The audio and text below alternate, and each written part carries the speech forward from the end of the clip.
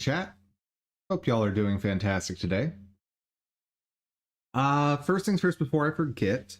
Let's see.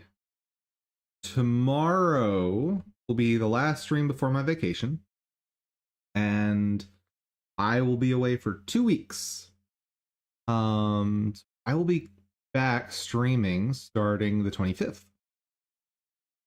Yeah, I'll make sure that the socials are updated with that info as well. Okay. Because I'm gonna forget if I don't do it right now.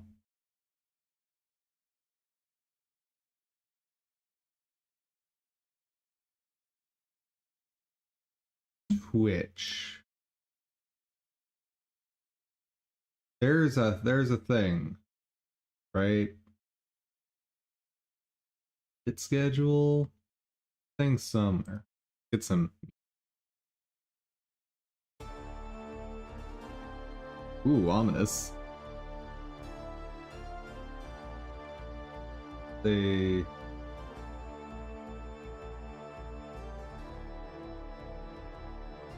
Patient.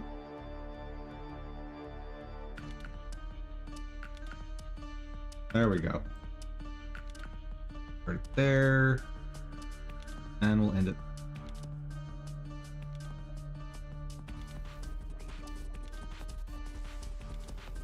There we go. Awesome.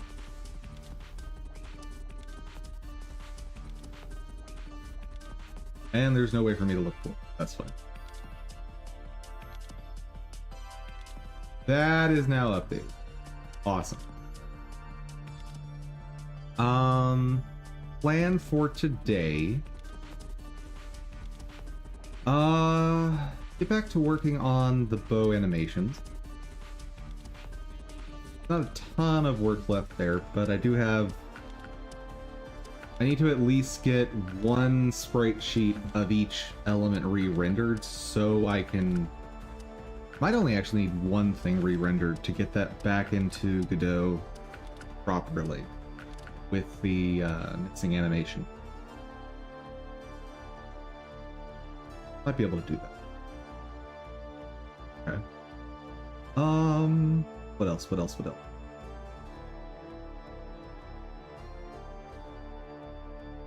That guy's still going. Since I'm scatterbrained, one thing I can remember we need to. Let's do our startup. Give people time to get in here.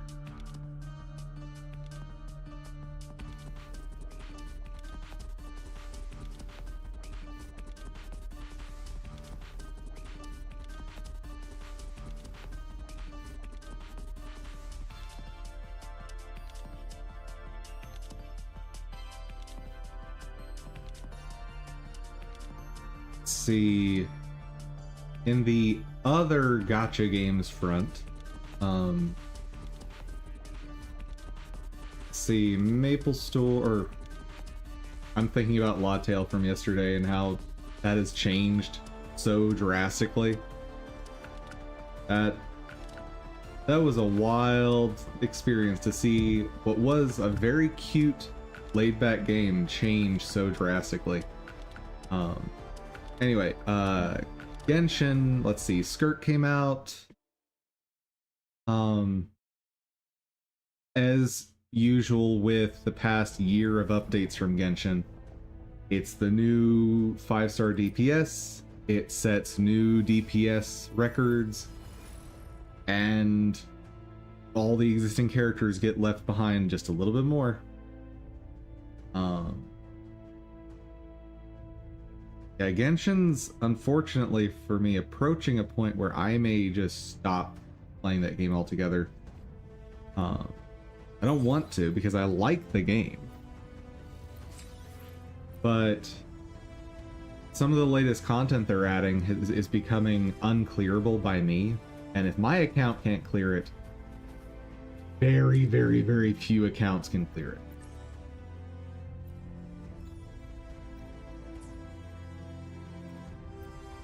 Are we still working on Encore? I think I am. Yes.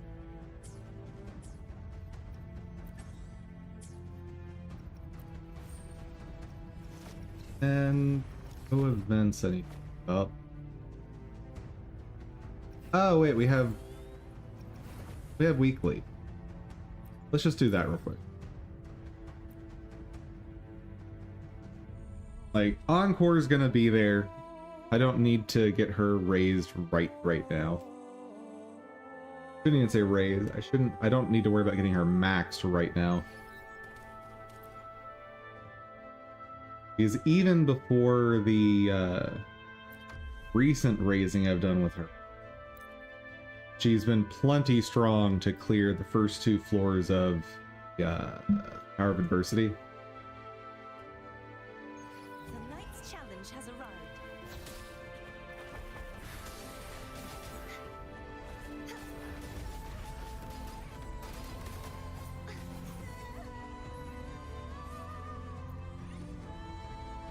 Ah, no, garbage. The intro skill, heavy attack, resonance liberation. I hate all of those. Get out of here. Like, if we get flow, fine with it. If we get the fireball one, obviously I love that one. If we get the time stop one, I've been thinking of trying because it sounds very interesting.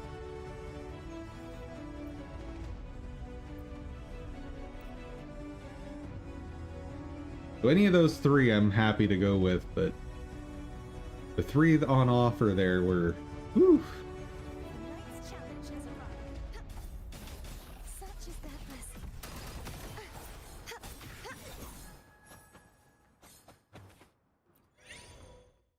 The Time Rider Flow Cyclone. Well, I guess it's time to try Time Rider.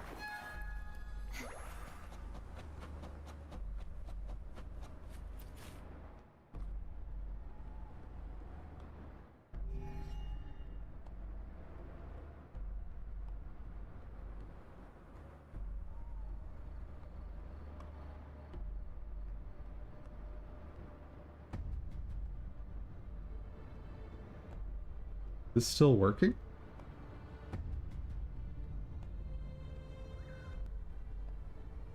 Today's story is Yes. battle The between a righteous sorry. knight and the Background music was just so quiet there.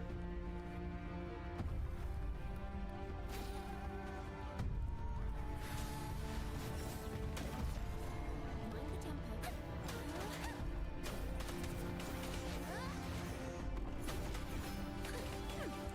Perfect wrap-up. Seeing is believing. Now presenting a poem of finale. Crumble.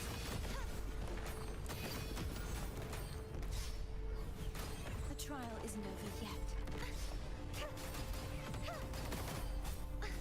Be gone, wicked souls. Oh, Man, her skill is nasty damage.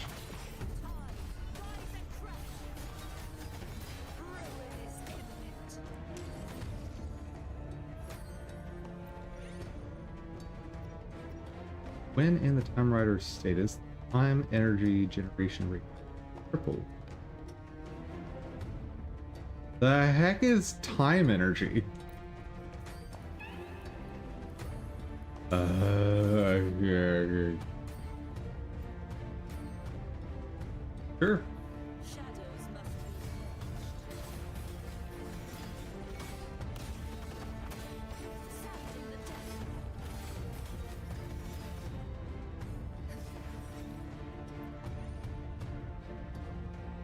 Crit rate, attack speed, I will take.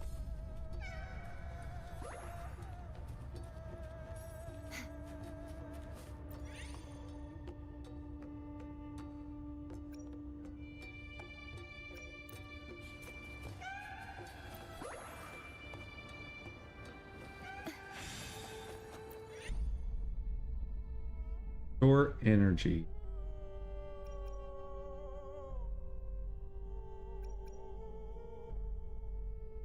On basic attack. Yes, please. Never seen these before. Consuming time energy to create rate of detonation increases the time rider status duration by 1 second. I don't know what that means.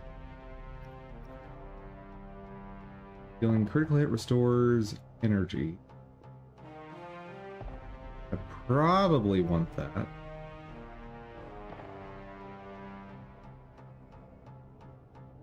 Lucid Dream. Obtain the effects of all dreamscape powers except Time Rider. Let's try it. I have no idea what that means, but I want to try it.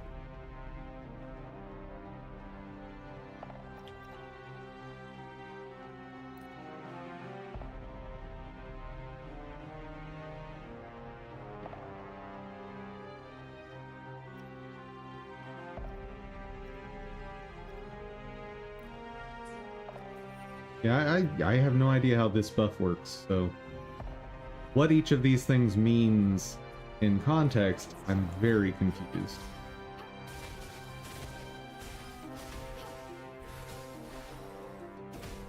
Now presenting a poem of finale. You promised me. Too reckless. Oh.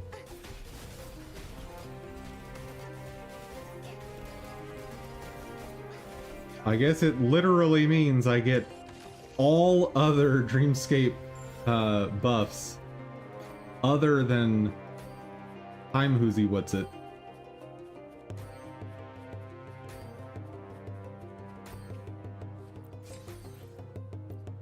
Huh. That's interesting.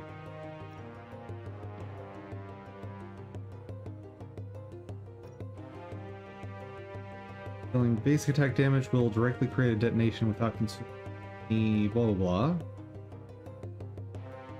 Well, I don't have that anymore, right?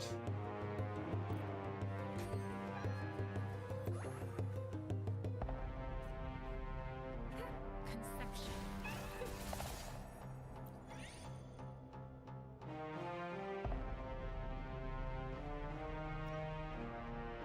Damage slightly reduces E, or slightly restores E. Now that one's too convenient to not grab. I stand ready.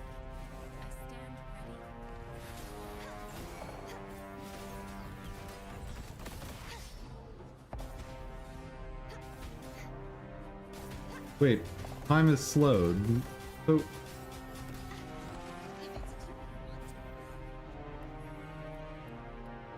I thought I didn't get that buff anymore. I'm so lost.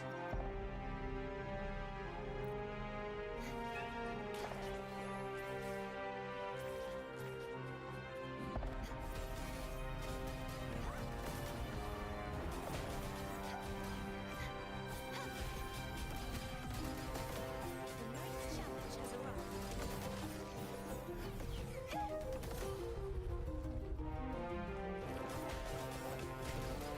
Getting getting the conch shell would be nice.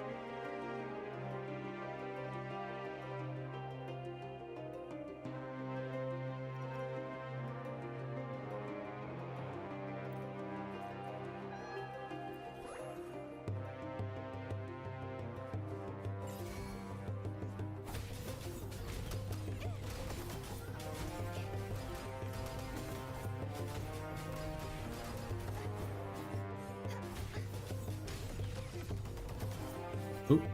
Not sure what killed him, but I'll take it.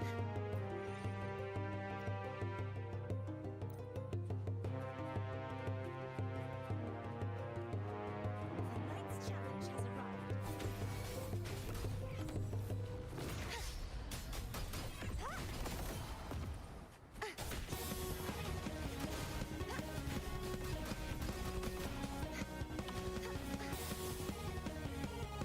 Oh, at the end of Time Rider, there's a big burst of damage. Okay. Oh, I didn't do the thing. Forgot to collect the final sword. There we go.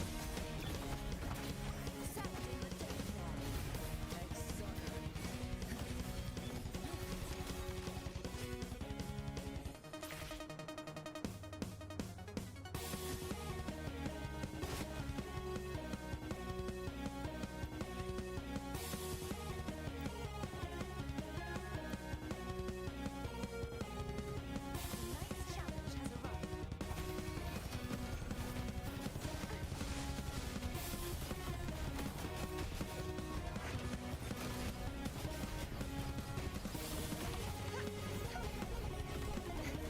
All right. Be peasy.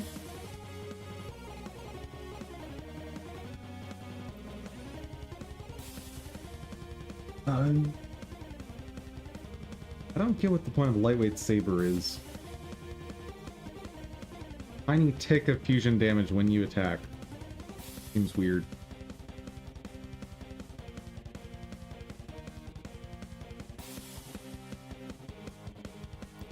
Build has greatly increased. That sounds good. Tonight's challenge has arrived.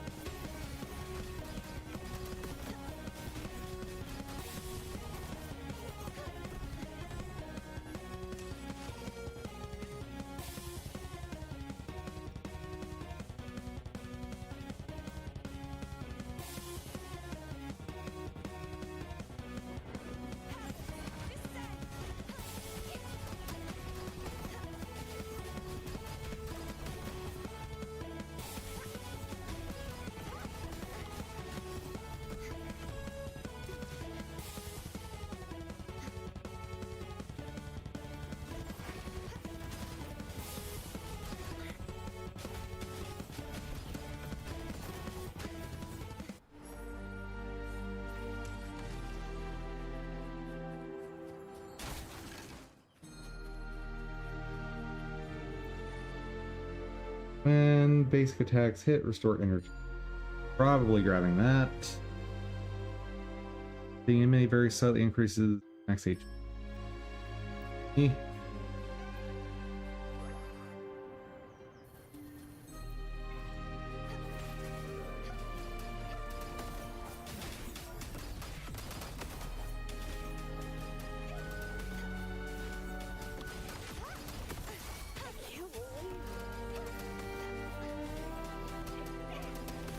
So what am I doing here?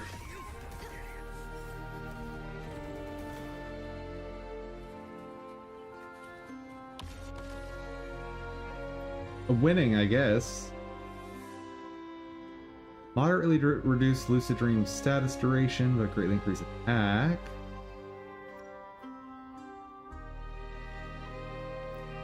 Increase damage. When both still damage, restore energy. Decent. Excess. Thing is, my energy generation is probably good at this point. Though I do only have one stage to build up stacks.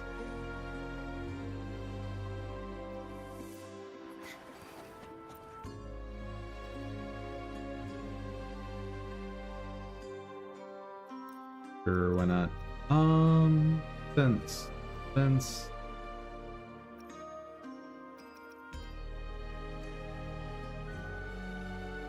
Basic attack damage raise. Big increase to attack, small decrease to lucid dream status duration. Sure.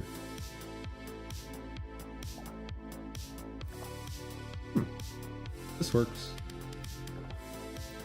And I've got a whole bunch of extra defense that this character basically doesn't use.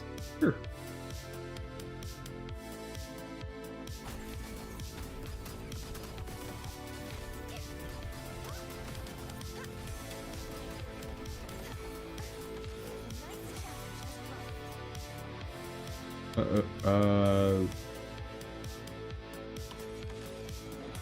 Okay, apparently I get bonus explosions from somewhere.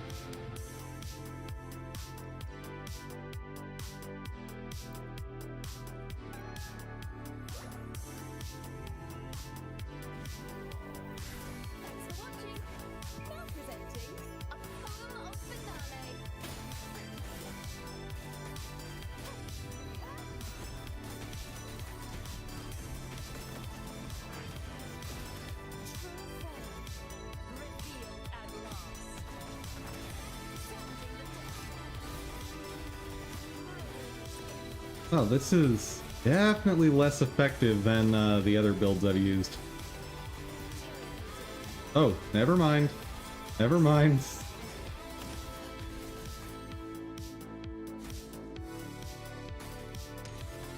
You just have to wait for the burst of damage. Never mind. That was quite effective.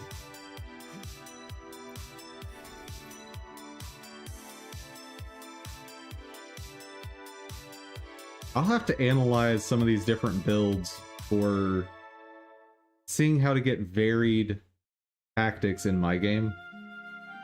He's like, that one, until that big hit happened, I didn't understand the utility of this build.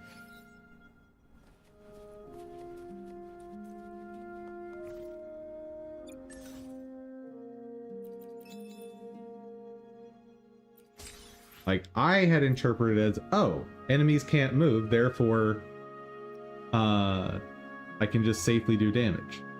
Kind of boring. But, over 700,000 damage hit at the end there, that's a very different, core utility.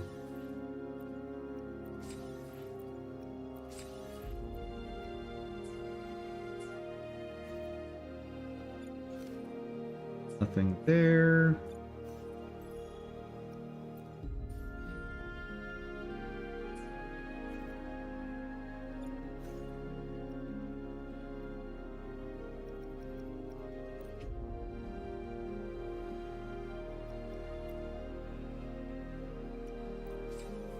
Will this count for... It does! Awesome! I don't think that should count as absorbing echoes, but the fact that it does, I'll take it.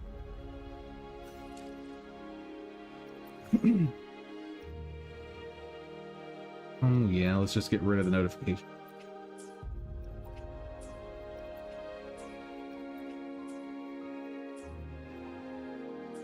And that's it. Cool. Next. This render's still chugging along.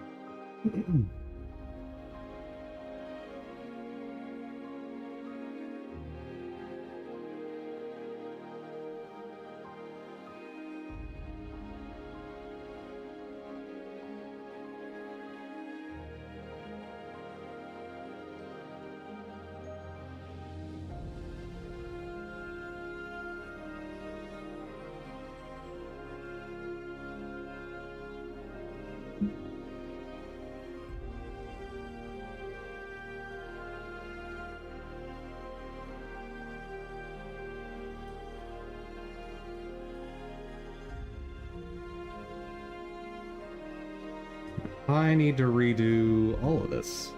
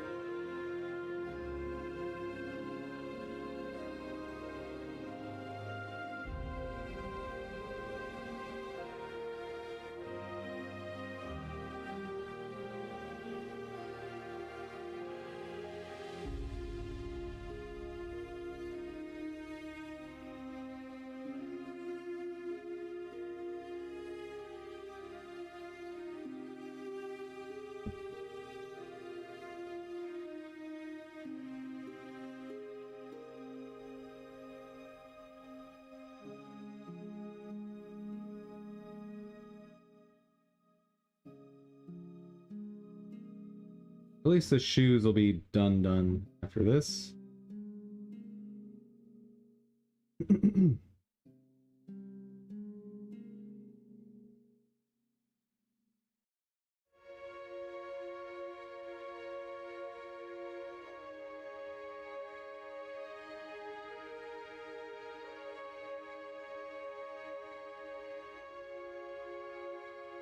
Yep. All these are garbage. That's unfortunate.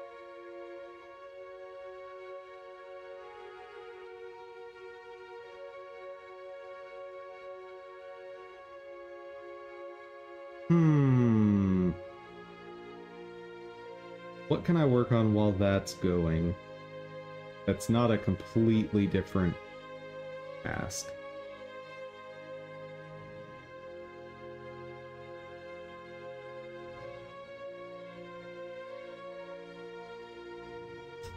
I could work on this shader. Not a bad idea.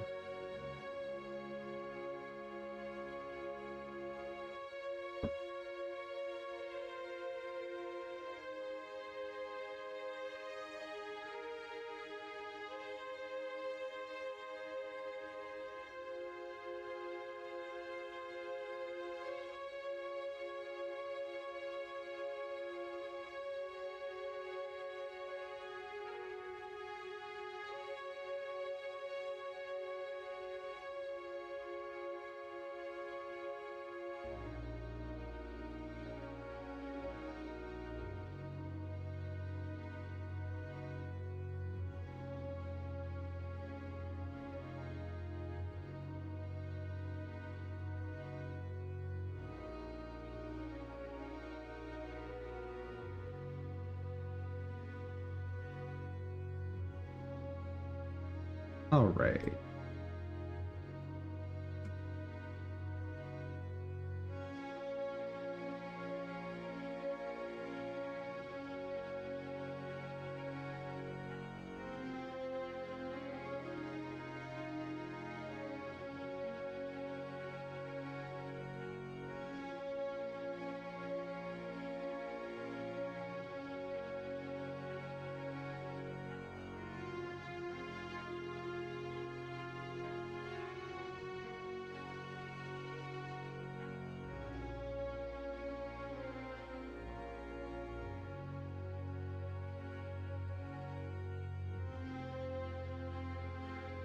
That is our test points.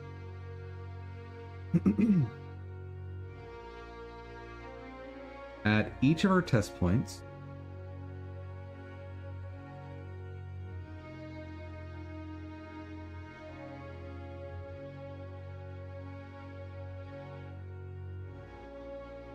do what? First, grab the color at the nearby point. Thus.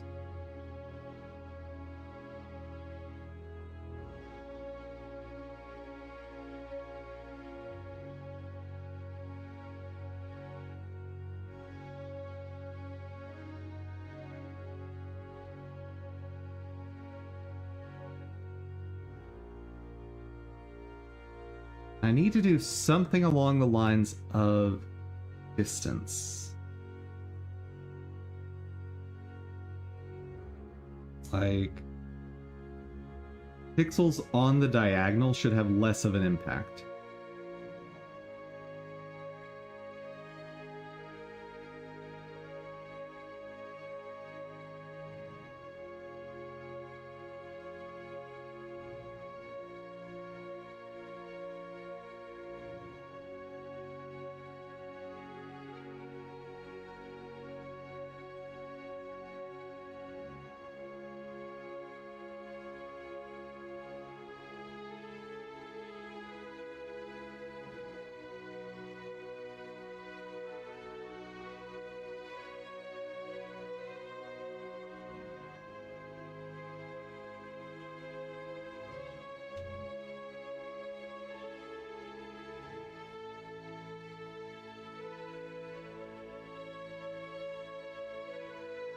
And total alpha isn't really the thing I need here. I need is total value.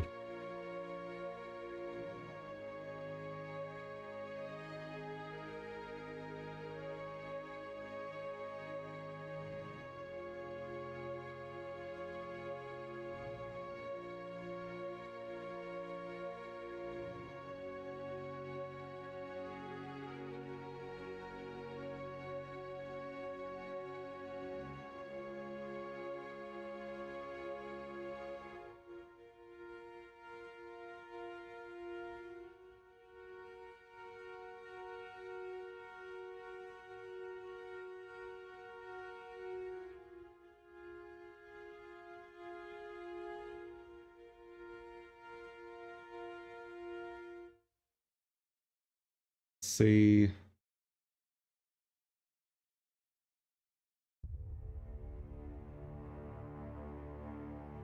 Let me take some notes. Need to incorporate value and scale values by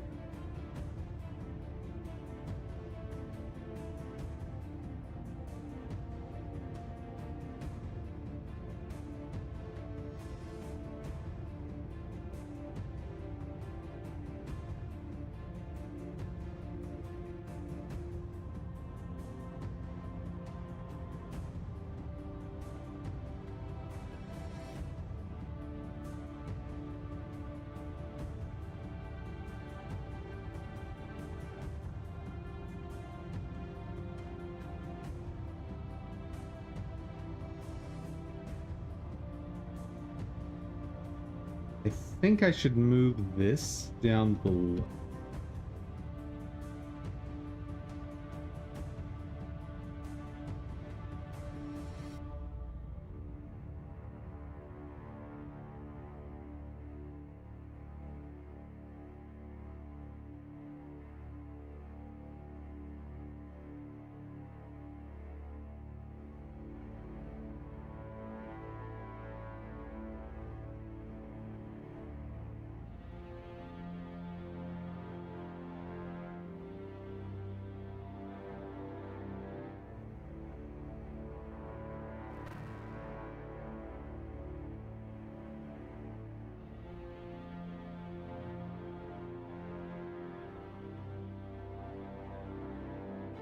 Okay.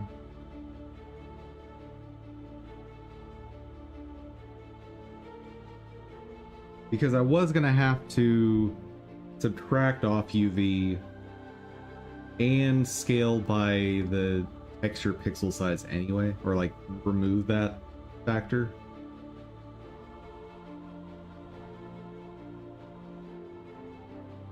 Now it should be simple.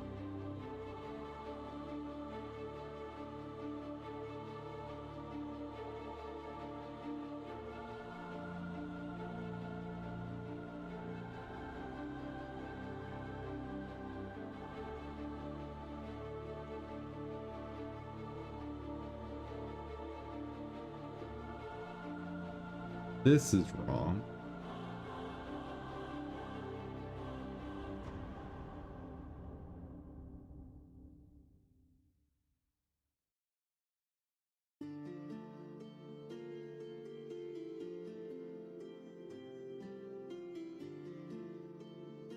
This section is probably wrong too.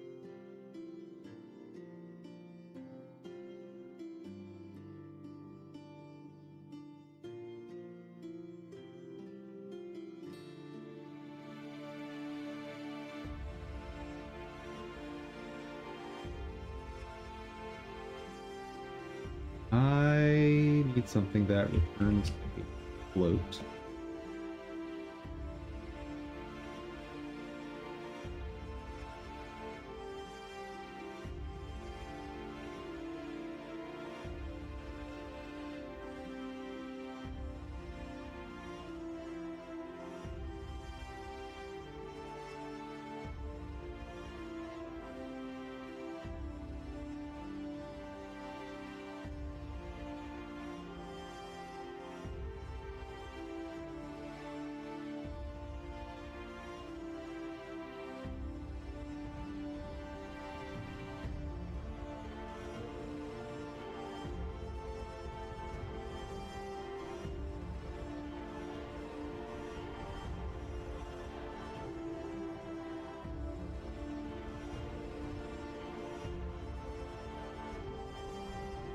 Okay, so return the max of each channel.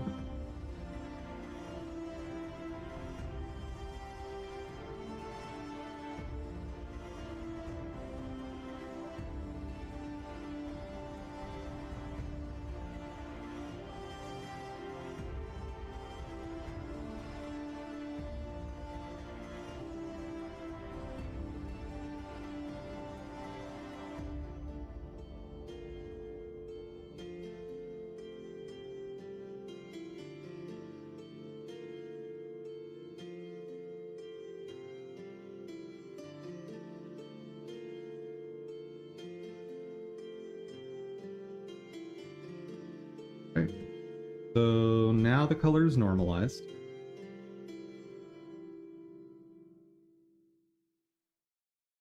Grabbing nearby colors.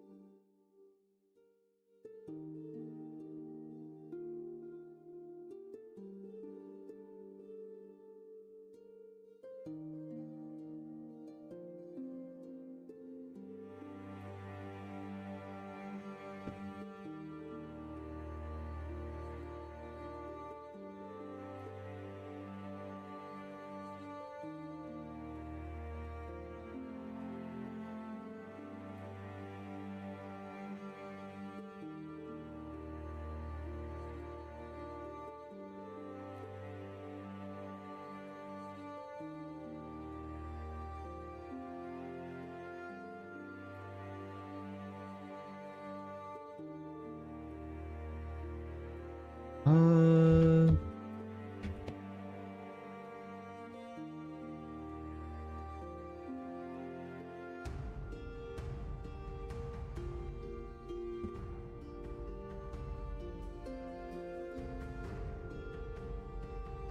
Square root of x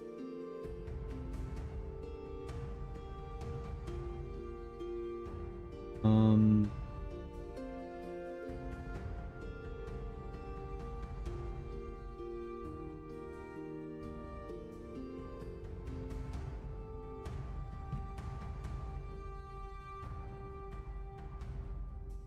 plus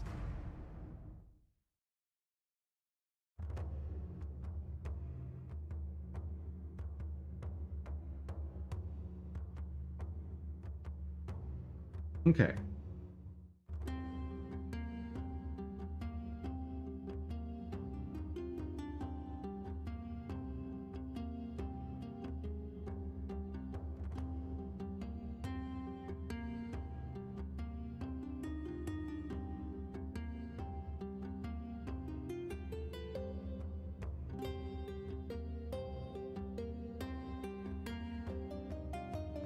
Okay.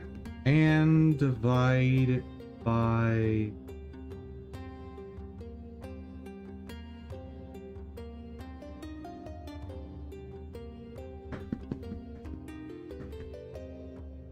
I think that is what I want. We'll see.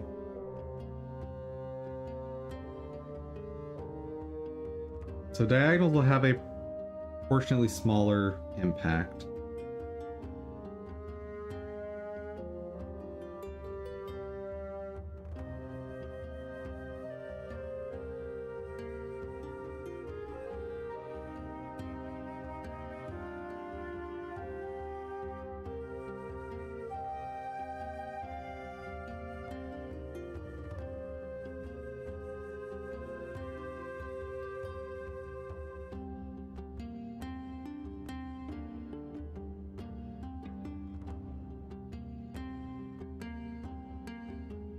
Now, how am I going to get something like a distance to Inpaint?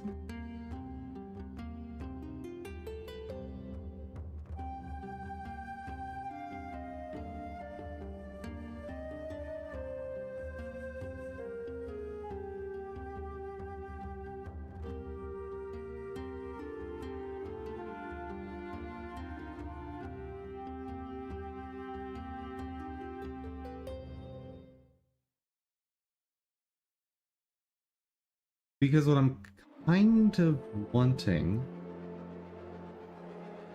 is to be able to say something along the lines of, pretend this pixel doesn't exist. I want a parameter that if set properly would mean, okay, this diagonal's filled, so this pixel should be filled in.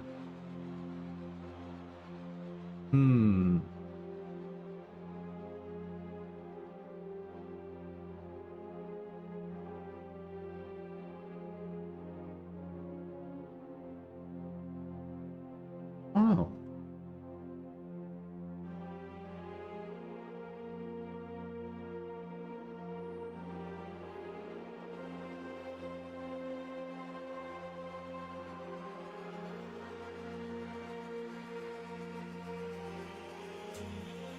Maybe.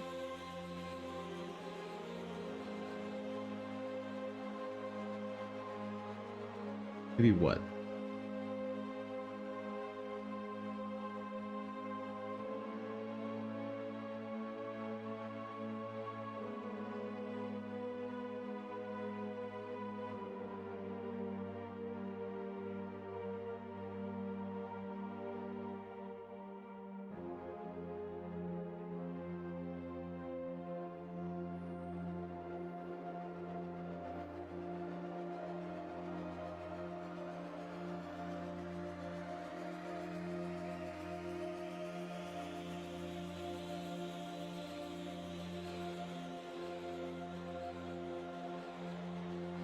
But I would not want this diagonal to be filled in by that same setting. How could I create a quantity, measure that?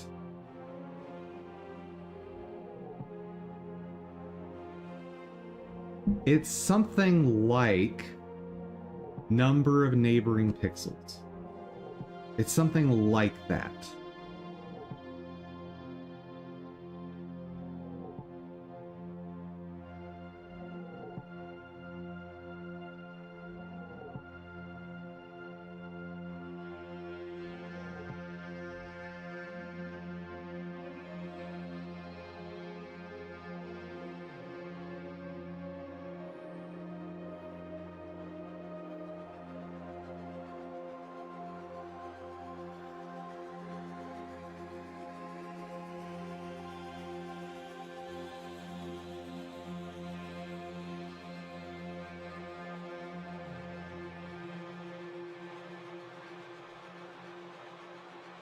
So I guess the number of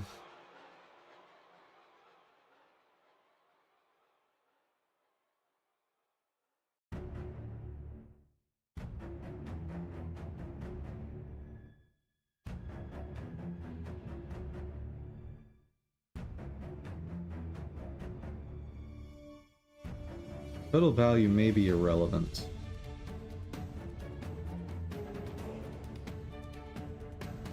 Actually, since I'm normalizing them, it should matter.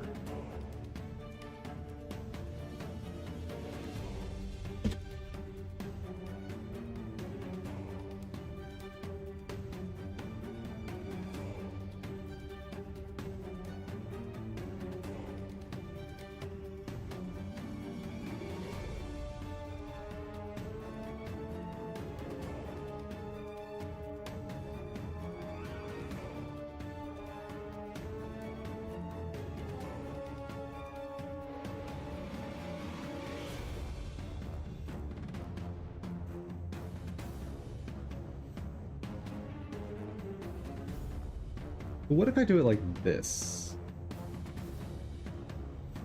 If I store neighbors as a float,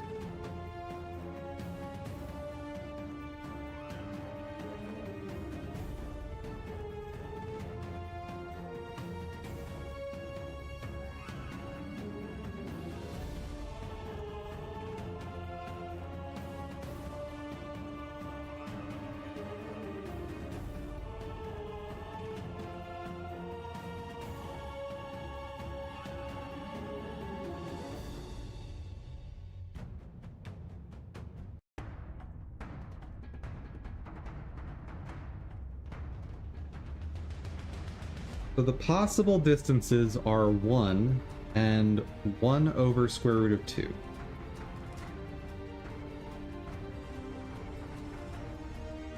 Or I should just say square root of 2.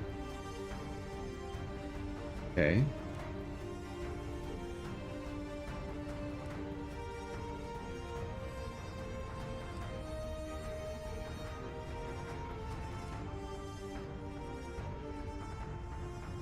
Want something kind of like neighbor density. Okay.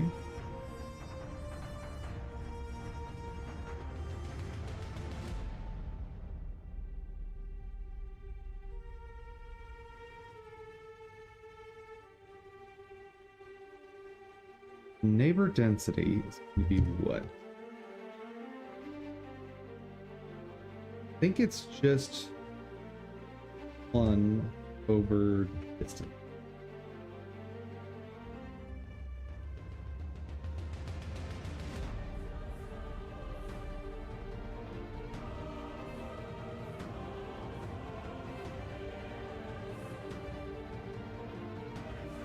I think that's right.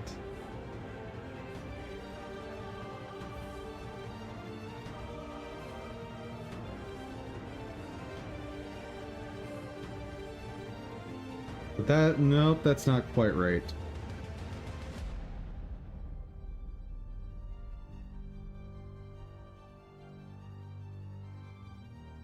Because if the alpha of the neighbor is low, don't want to.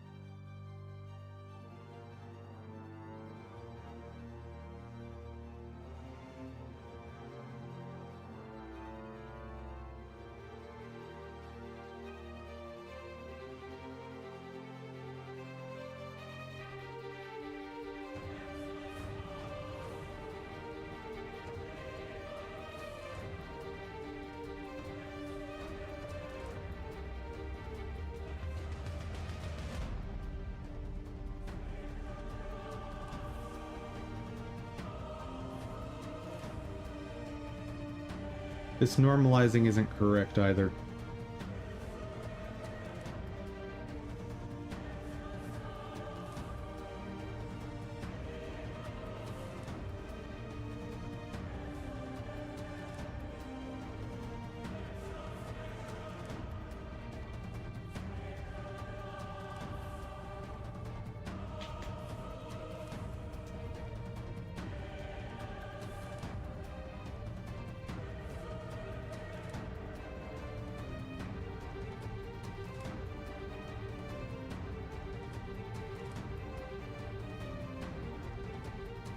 What am I trying to get to? Let me solve the density thing, and then we need to go back to the color.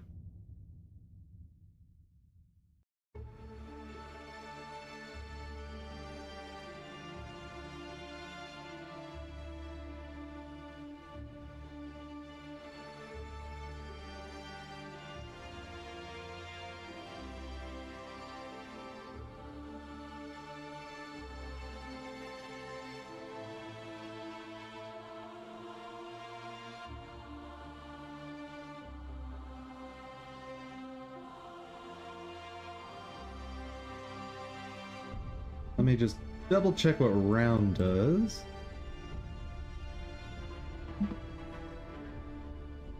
Go shader round.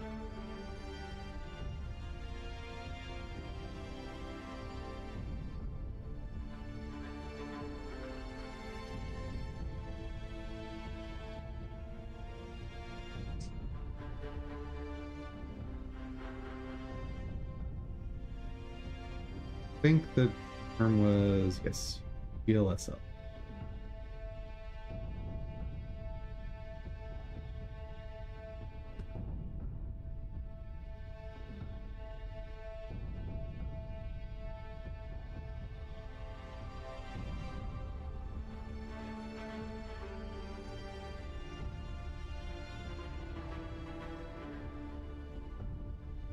Find the nearest.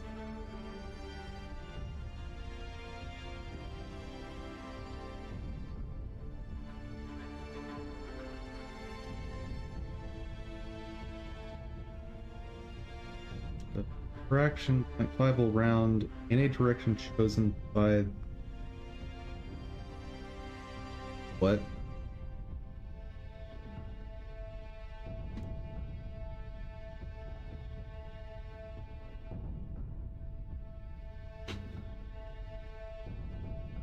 Okay, what is round even? Here's even integer.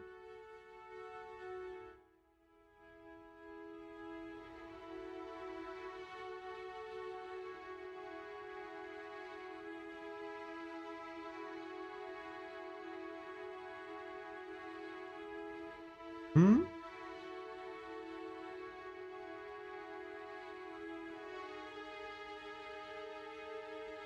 What? Yeah, I don't like that.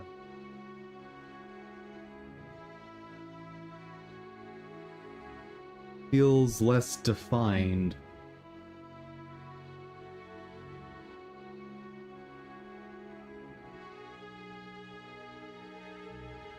Okay, what about...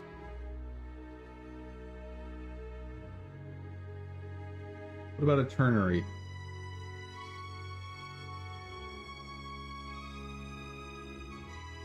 Good.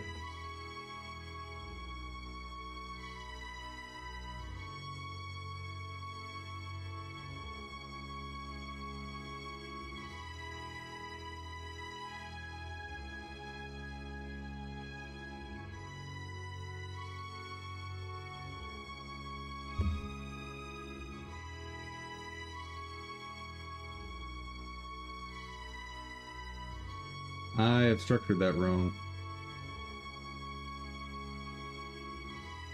Ah, different order.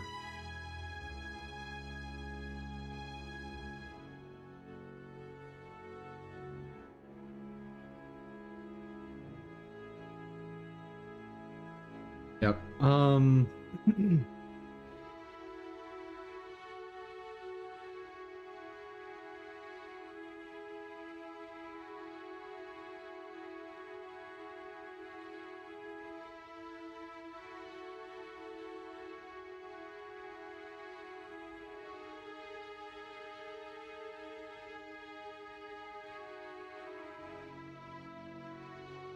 That's not quite right.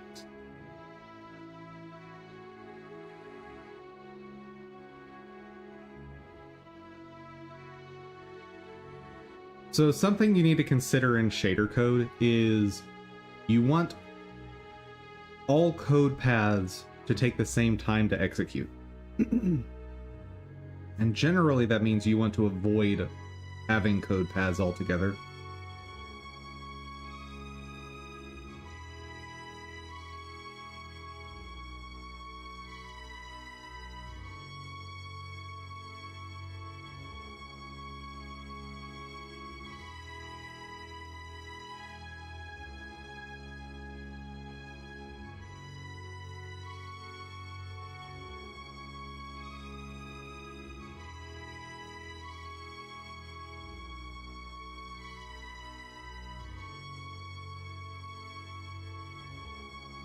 That's annoying.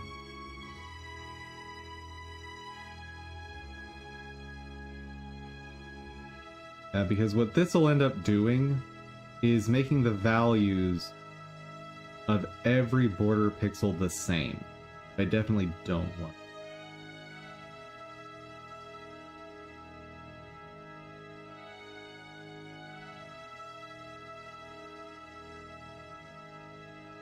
How do I make this be a single code path?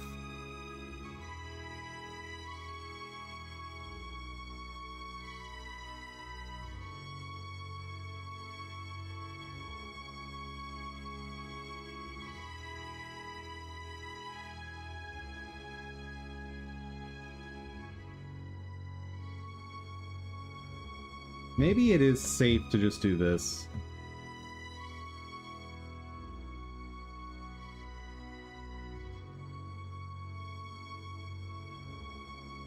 And if I want to include more transparent things, I just multiply this alpha before rounding.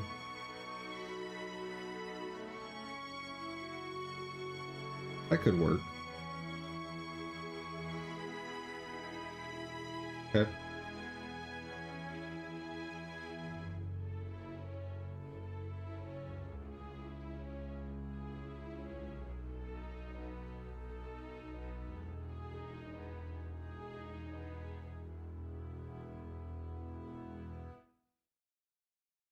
That makes sense.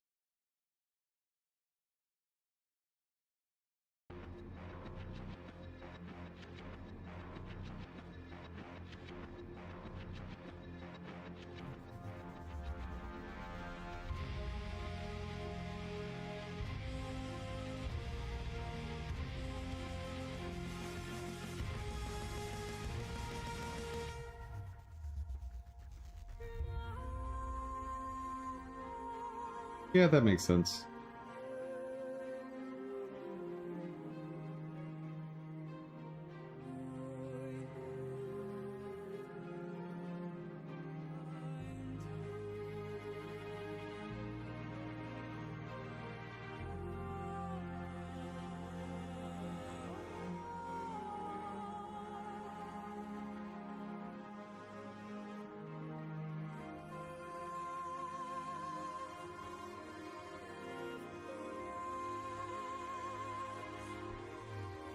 Fernery should be okay here.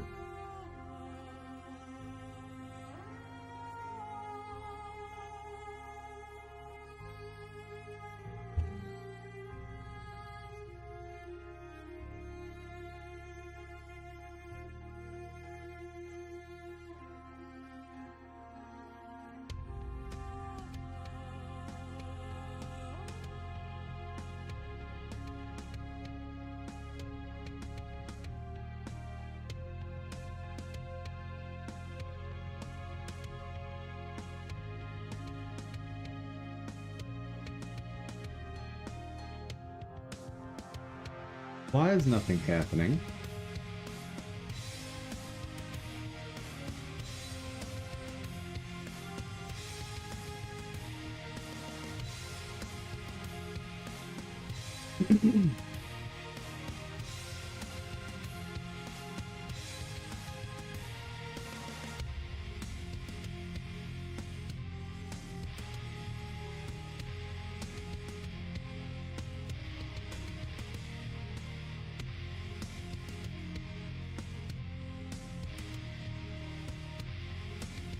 Get it.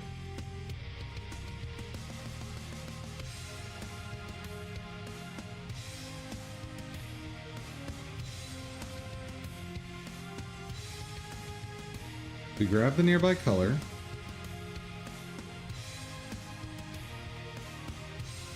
Calculate the distance. Guess I'll get rid of this scaling.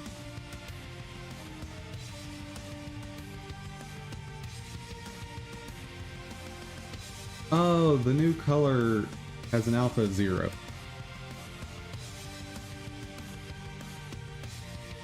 Hey there, still needs work. I'm doing pretty good. Just tinkering with this shader.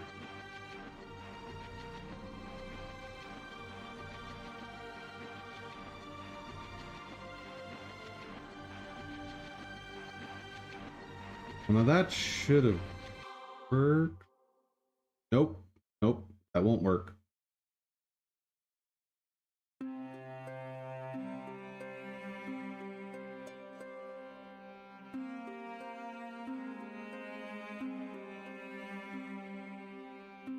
For now,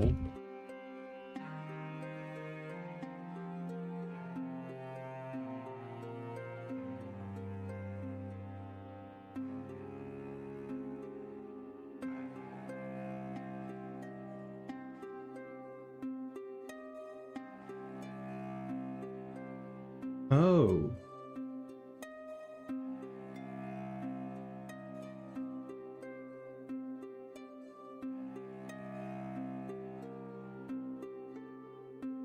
Then let's do...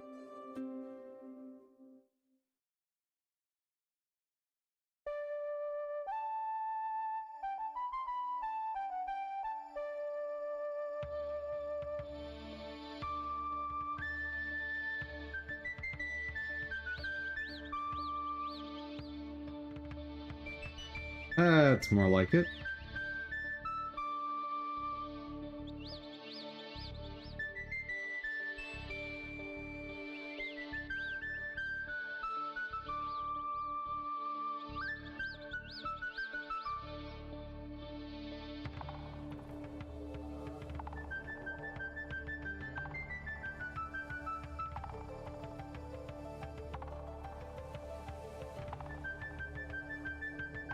Now, let's crop out the black pixel somehow.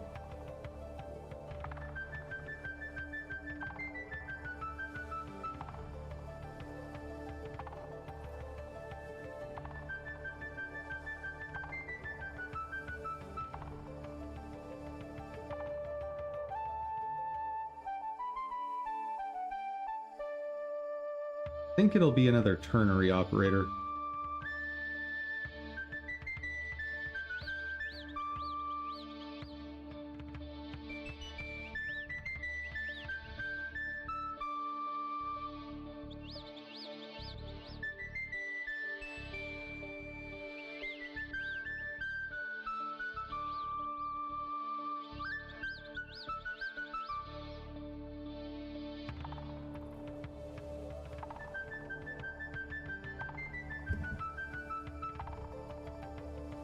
How about you, still need work?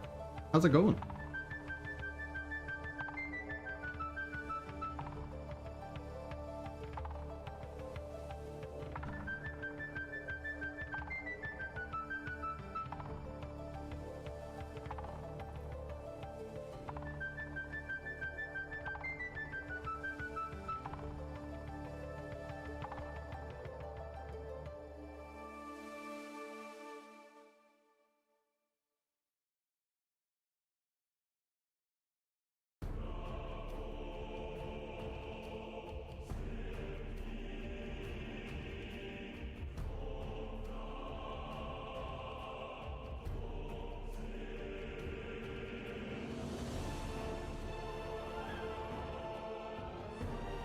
Annoyed but taking care of things? I'm sorry.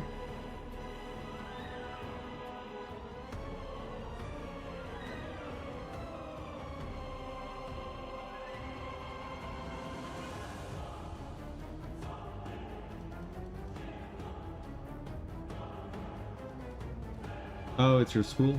Well, if I recall correctly, I've heard many, many reasons why your school is, your school.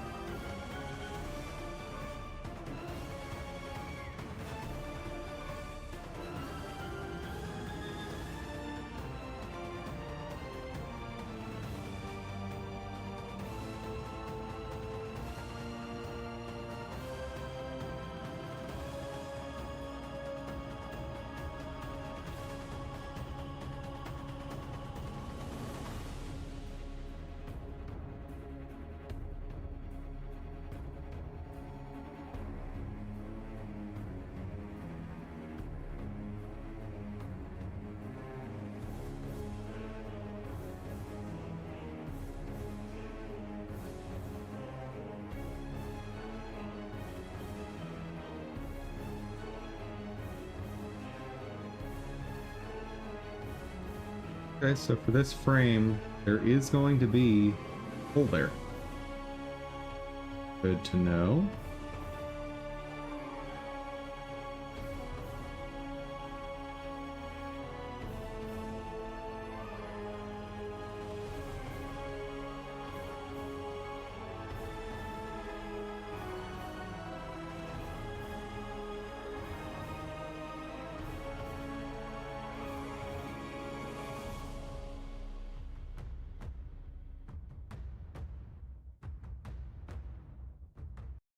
Oh, wait.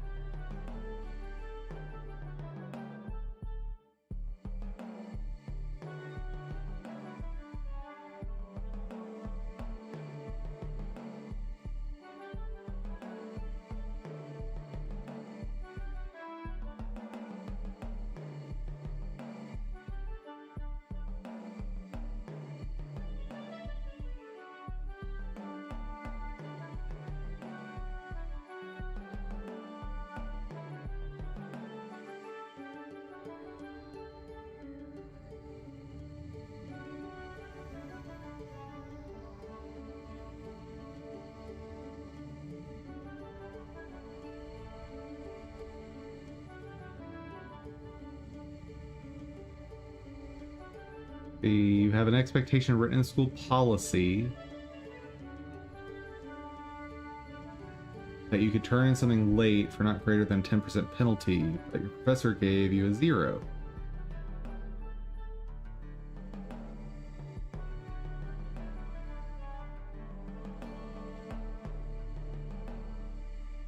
Took longer than expected to get things to work in the virtual box.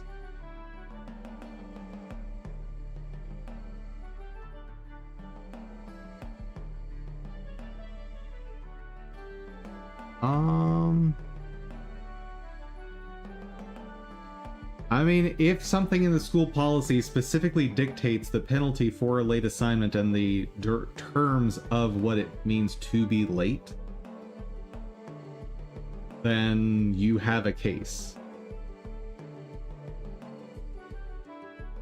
But if either of those are not specified exactly, then the professor has leniency to say that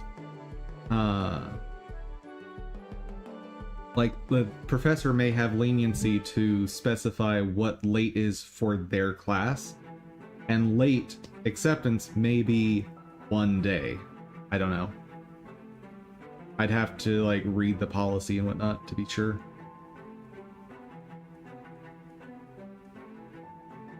Policy is specified exactly for every course.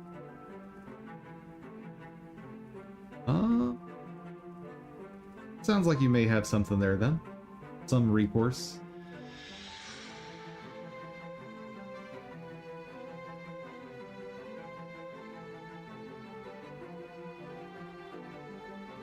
I don't need the exact terminology. My advice would be start with whatever your counselor is. Like, at a school, every student should be assigned someone who is a professor that's there to guide them on getting through their education. That person should be able to help you in some way.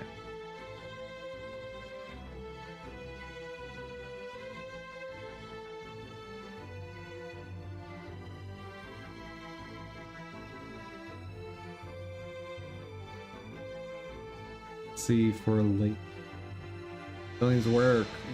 Don't want to read this. 10% penalty per assignment. All late assignments will be graded within 7 days of its mission or prior to the end of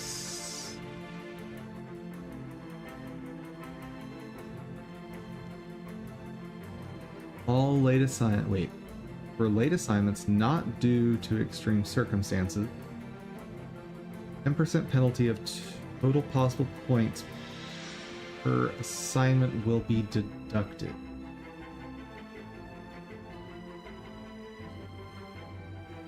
Will be deducted from what?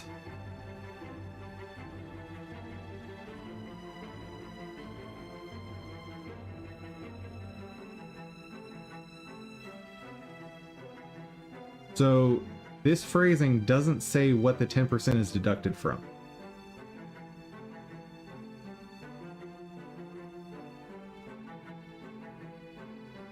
All late assignments will be graded within 7 days of a student's submission prior to the end of the session deadline. The assignments, that's not what that says.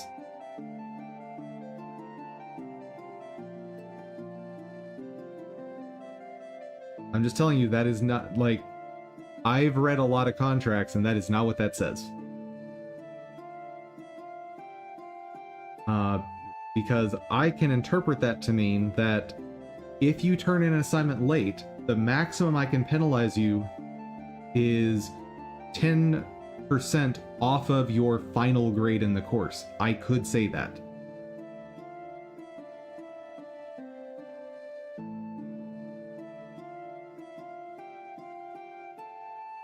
I don't know that that is the most reasonable interpretation, but it is a valid interpretation of those words.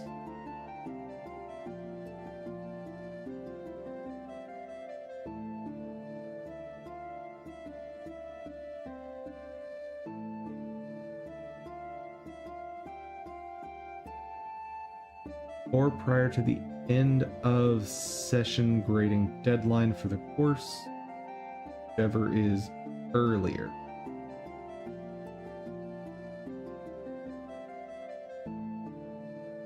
Yeah, that's an oddly lenient policy if it's interpreted the way you're saying.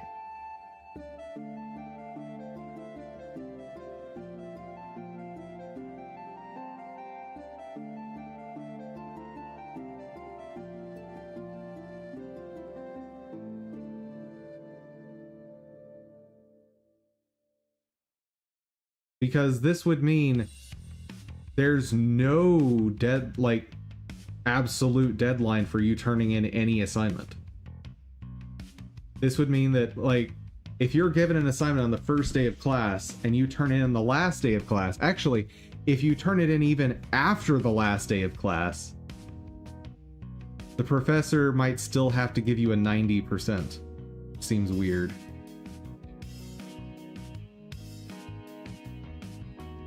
Are designed for working individuals and are 5 weeks long. Oh, so this isn't with college or university then.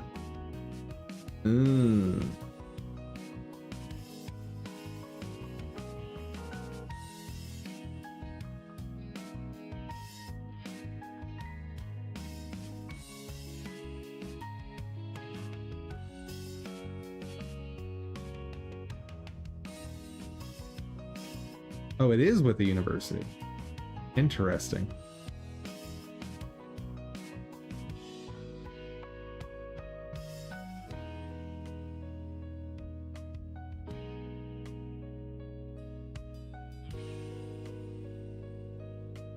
Yeah, I would say first person to consult is your guidance counselor.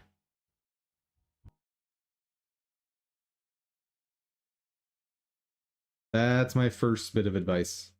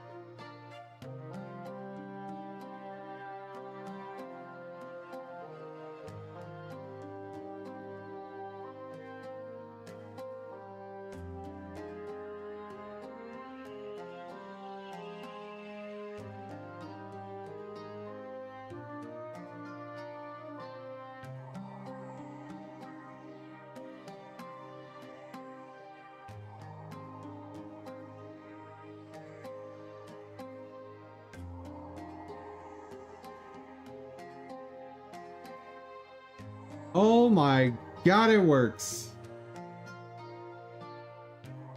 How cool is that?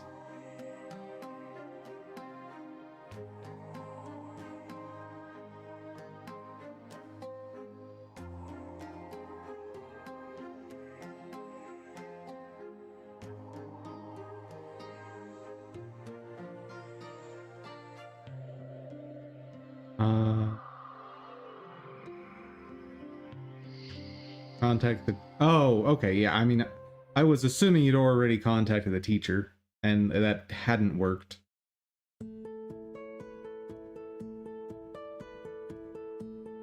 Yeah, no problem.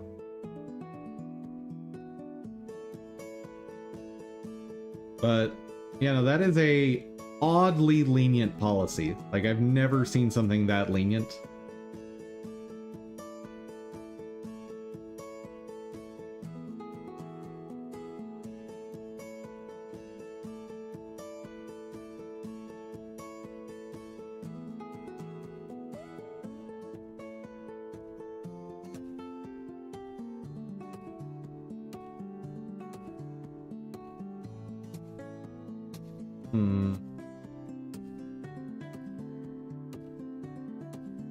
Something's not right.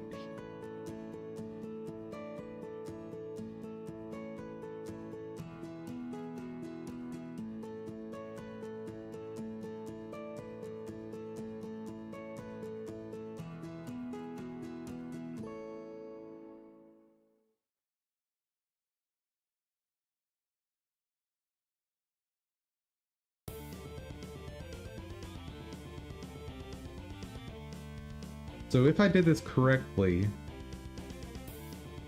Inpaint value of 1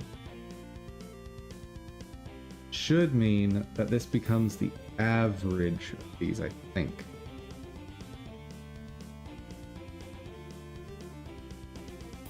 I think?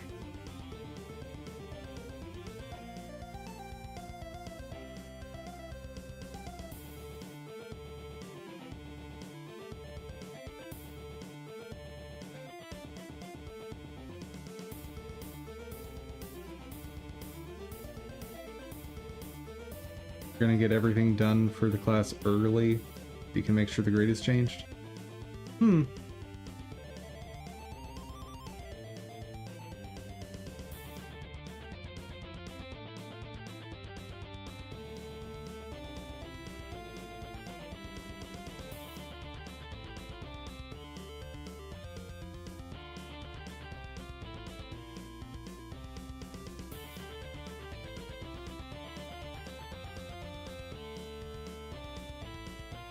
I'm definitely doing something wrong.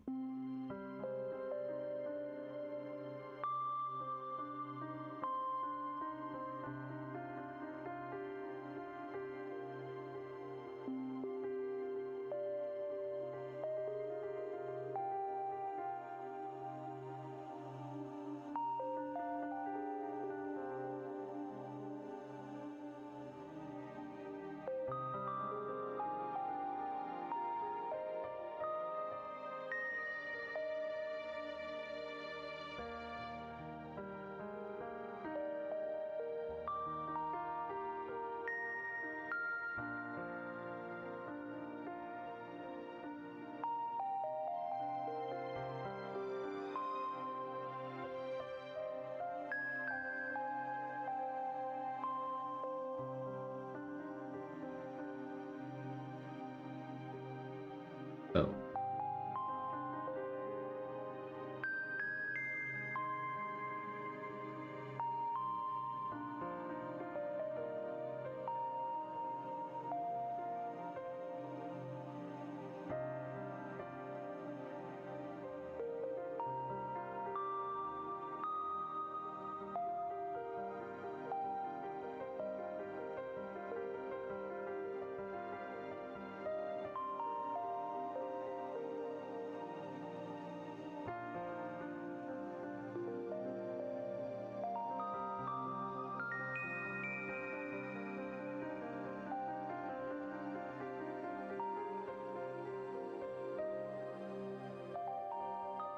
How do I do this?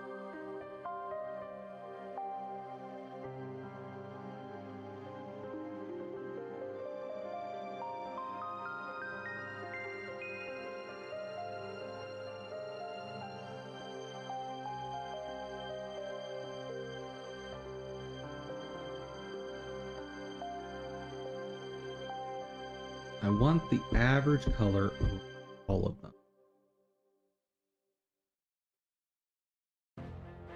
Oh, brain!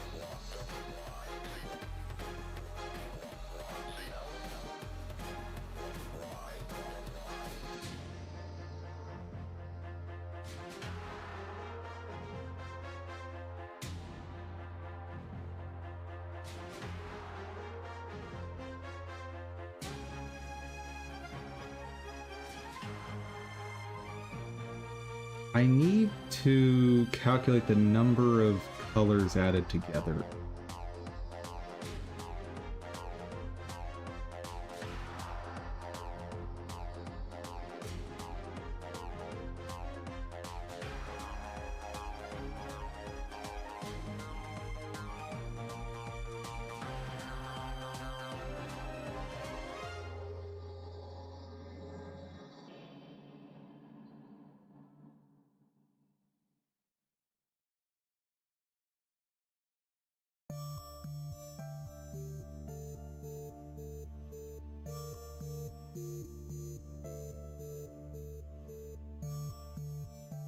Neighbors and neighbor density are very, very, very similar.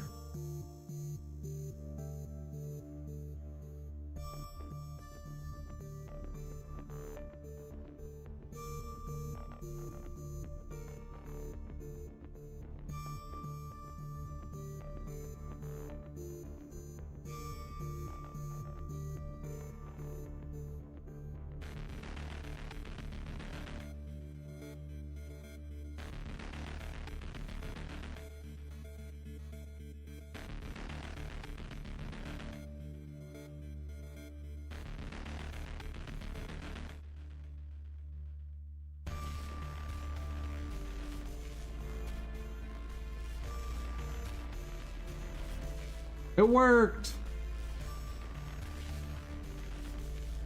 Huzzah!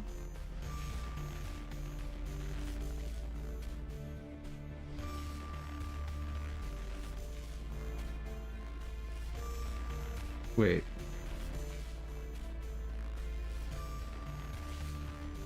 Did it work?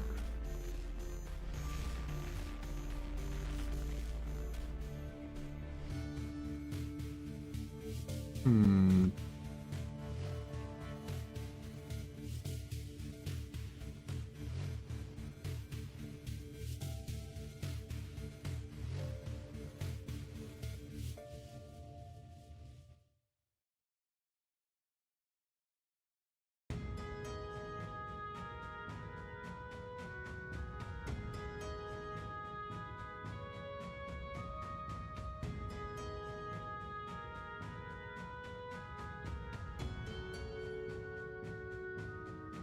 I think it worked.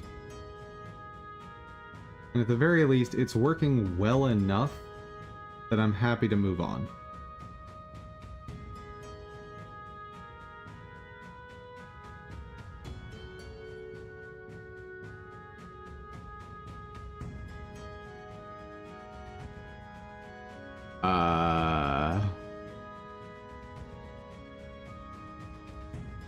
I don't know how to say your name. Hello, Nathan.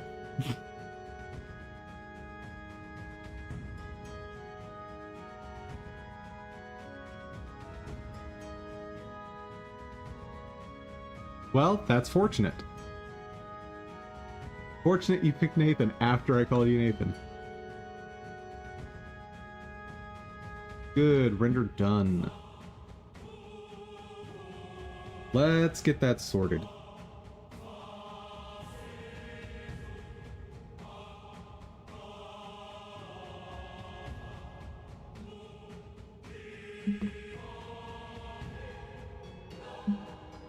Such a giant sprite sheet.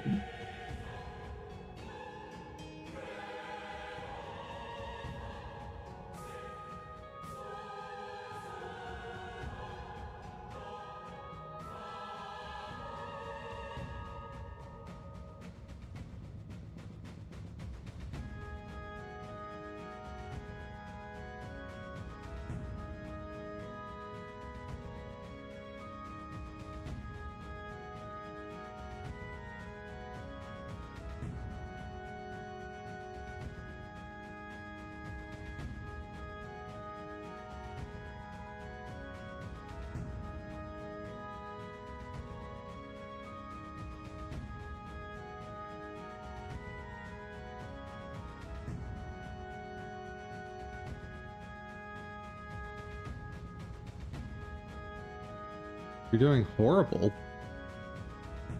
Why?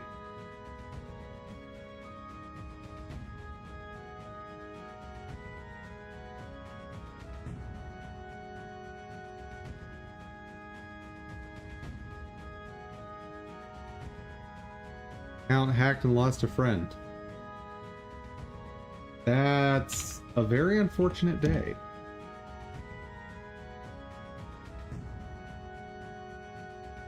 Are these stories connected?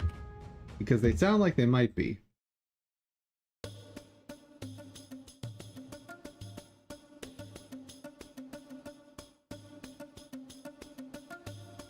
No? Okay.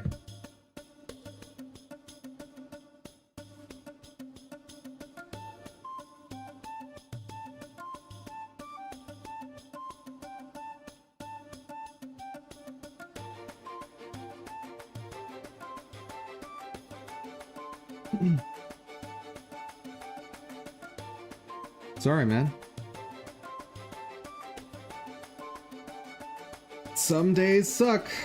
That's just the way of things.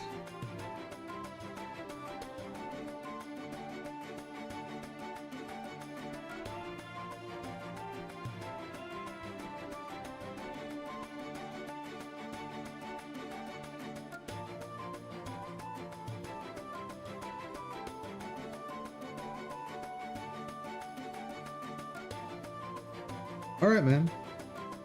Take care. And hope things resolve in a happier way.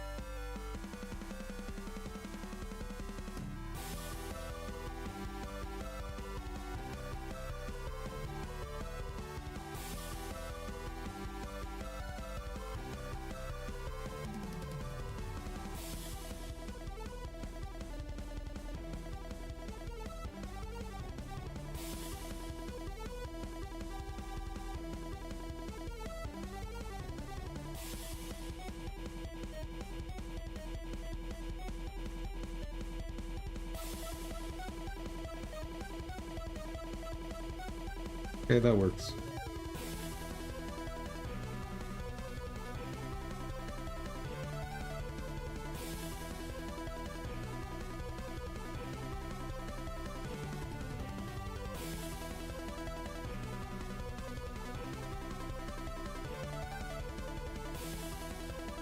That almost works.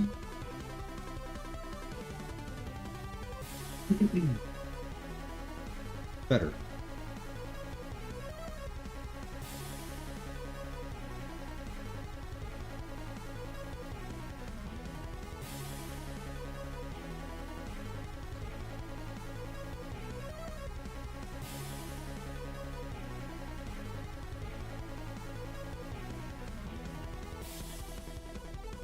I do still need to reshape that base.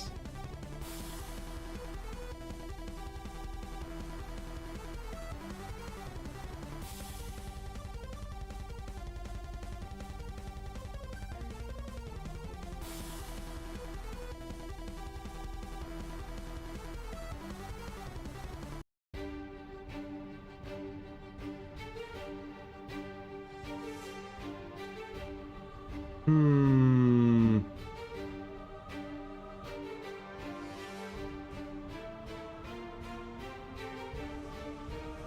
I know how I'm gonna do this.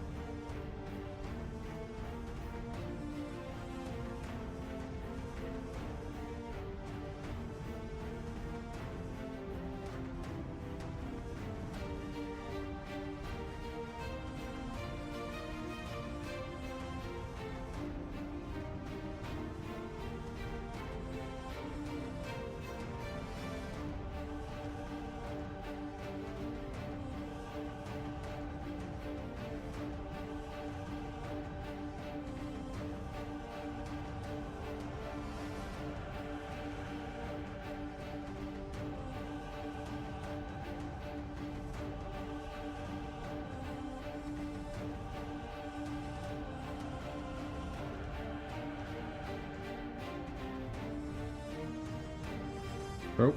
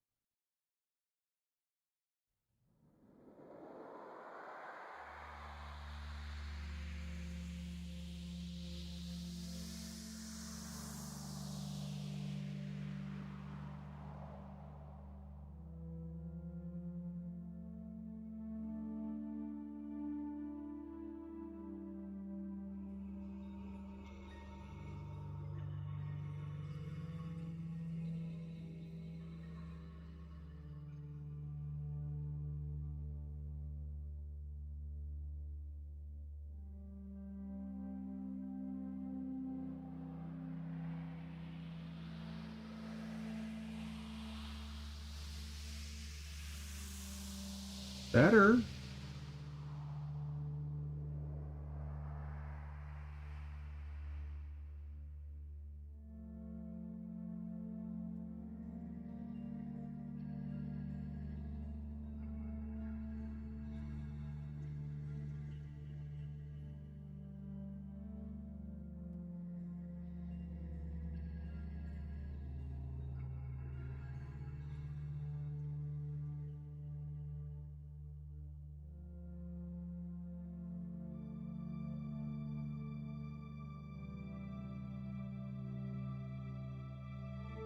Woo! Excuse me.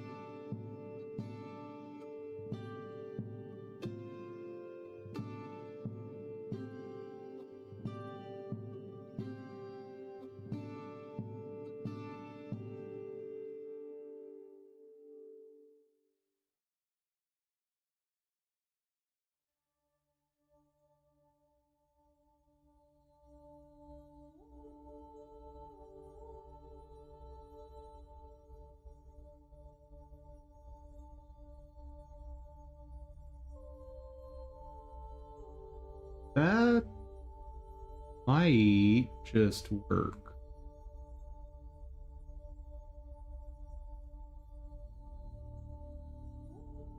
Maybe not.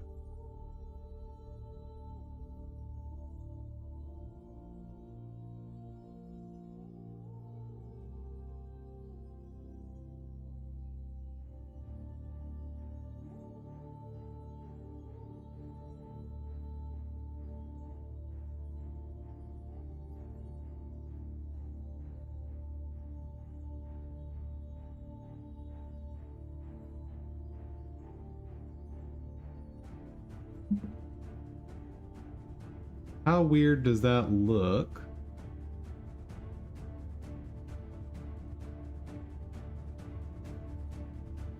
Not as bad as I expected.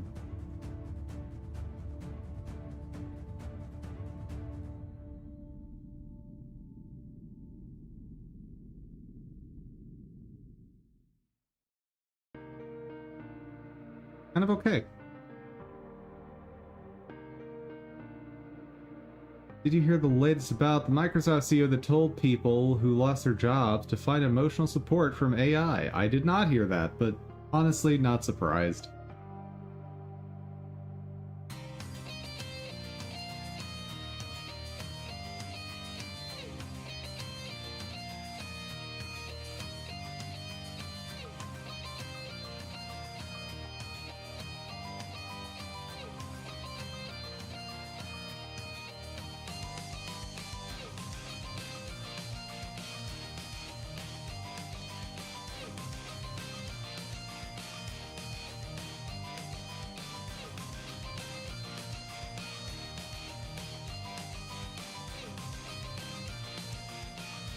CEOs are so down to earth and thoughtful. I mean,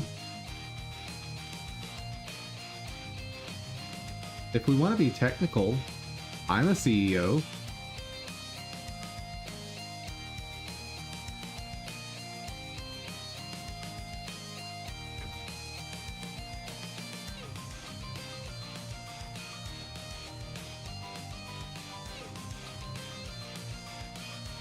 Not the same though? Oh. I don't necessarily find it useful to label an entire group of people like that. Like, I don't think you'd agree with me if I said something along the lines of, all artists are lofty and airheaded. Like, you definitely wouldn't agree with that. Or if I said, all programmers are arrogant. Wouldn't agree with that.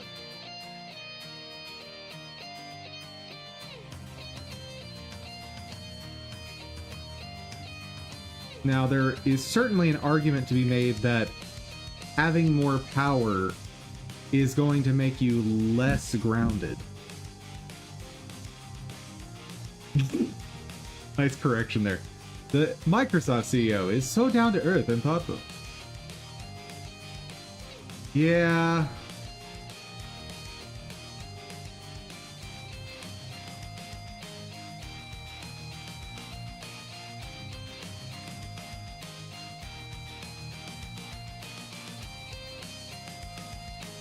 But this is right there with the, in my mind, it's very similar to the journalists that were telling people who'd worked in, like, mining that they need to just go learn to code.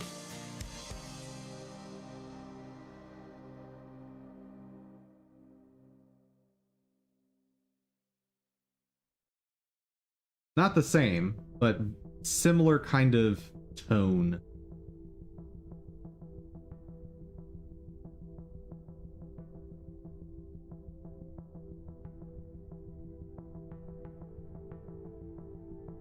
But then again, the comment from this CEO isn't even bad advice on how to fix the problem. It's just, it has nothing to do with fixing the problem.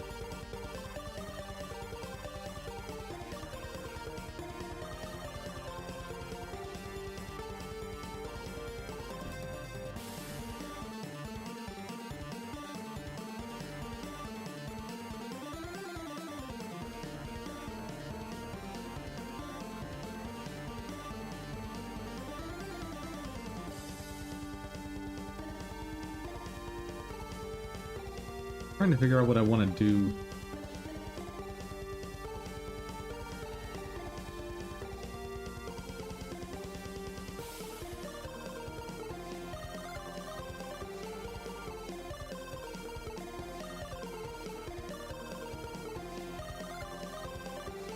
Well, that's not a very effective backup now, is it?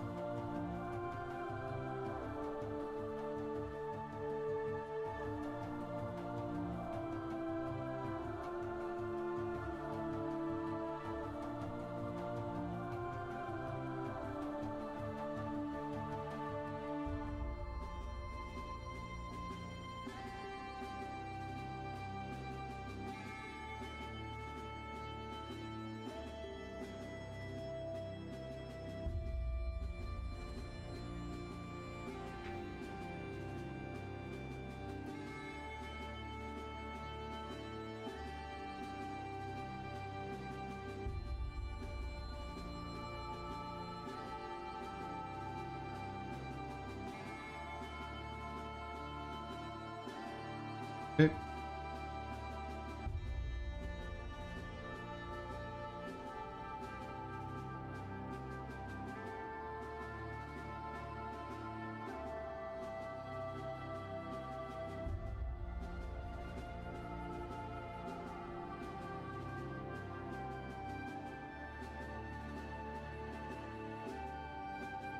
What?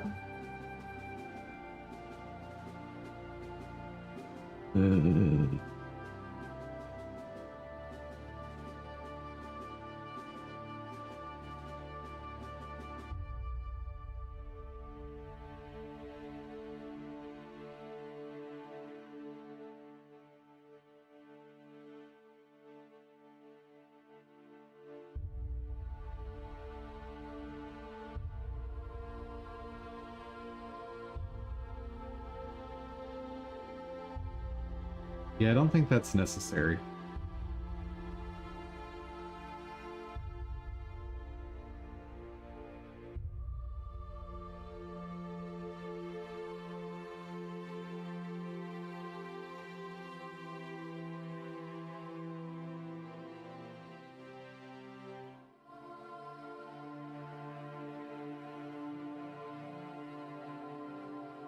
Okay.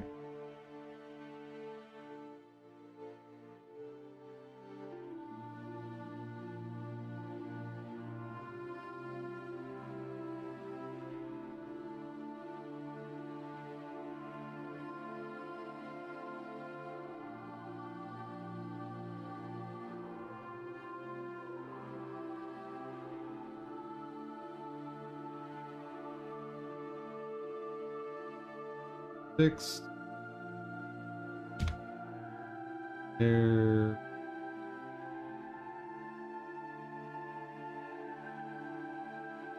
There. And we're good. And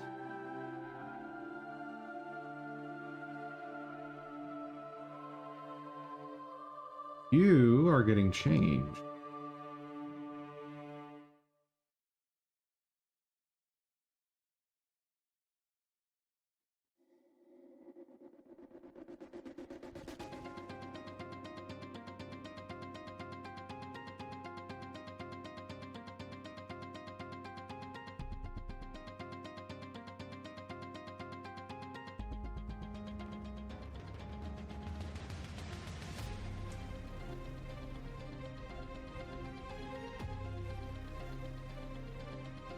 Expand you a little bit.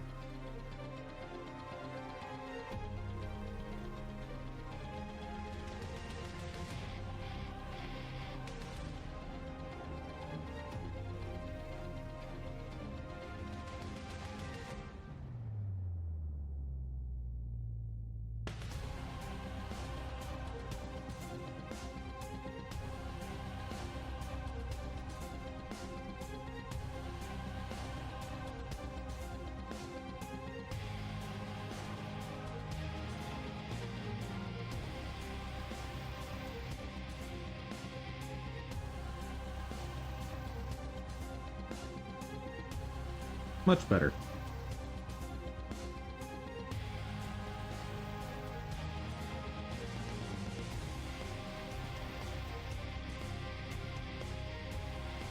Out of curiosity,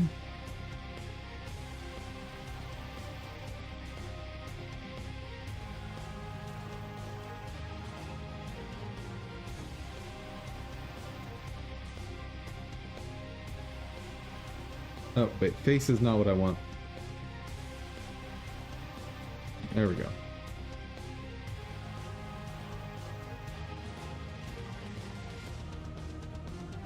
Good enough.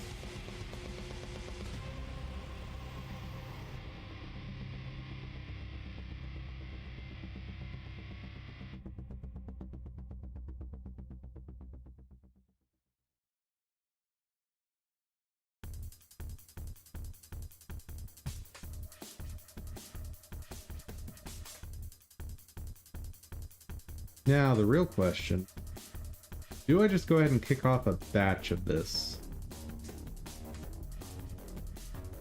Maybe.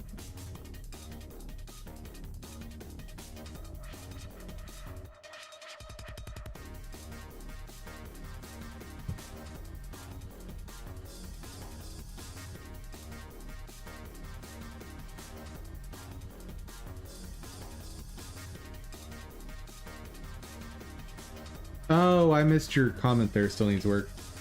That didn't work out for the journalists because people couldn't wait to tell them to learn to code. Yeah. But of course, that was like a hate crime or something. When random people said that to the journalists, that's like a hate crime or something. But when the journalists said that to an entire industry, oh no, that's fine.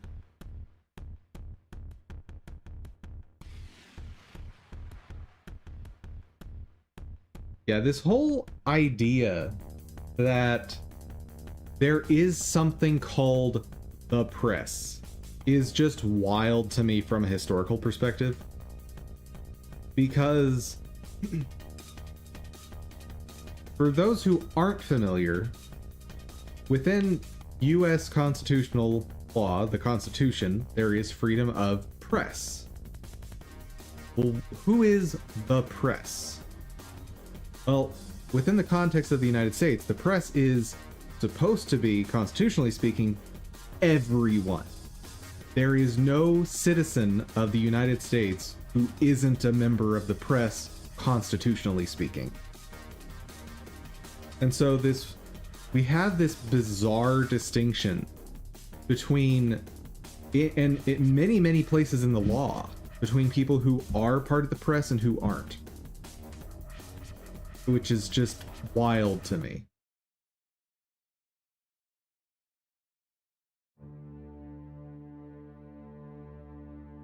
And on a less legalistic, more basic level, why should people who write in a big publication have more legal protections than people who write on an individual blog? Why should there be more protections for one versus the other?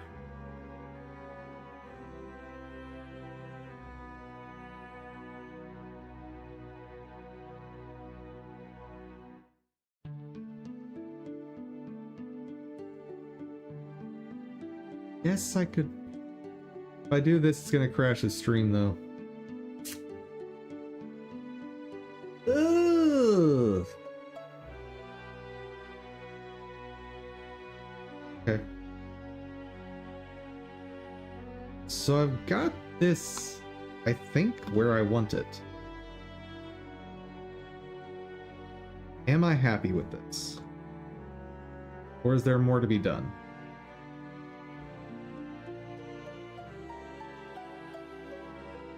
We did that.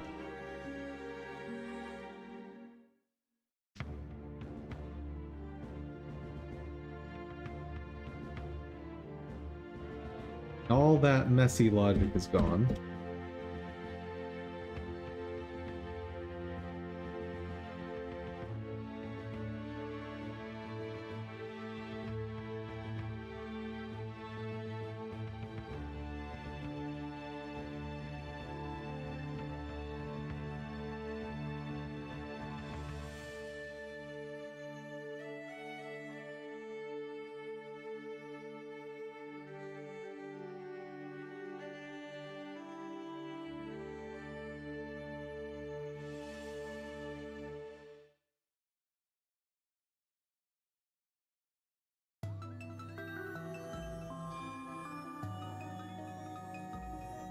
So I asked Kobite to send me a link on a particular subject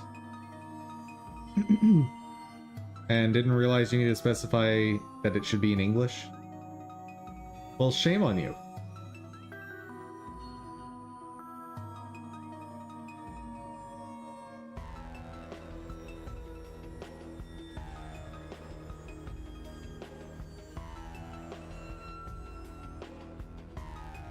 How could you fail to specify English?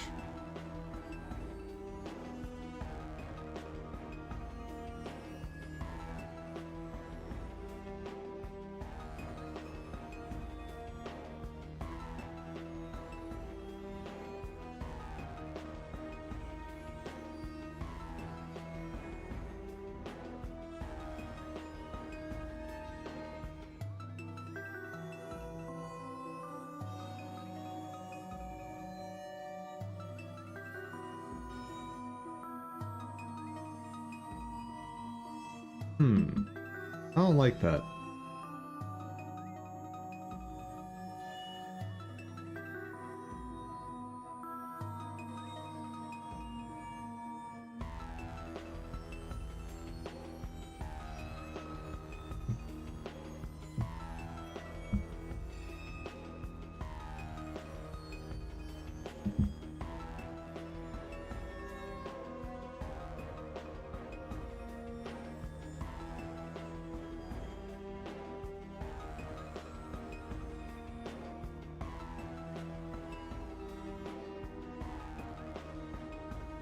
Maybe I want power squared instead. Or distance squared.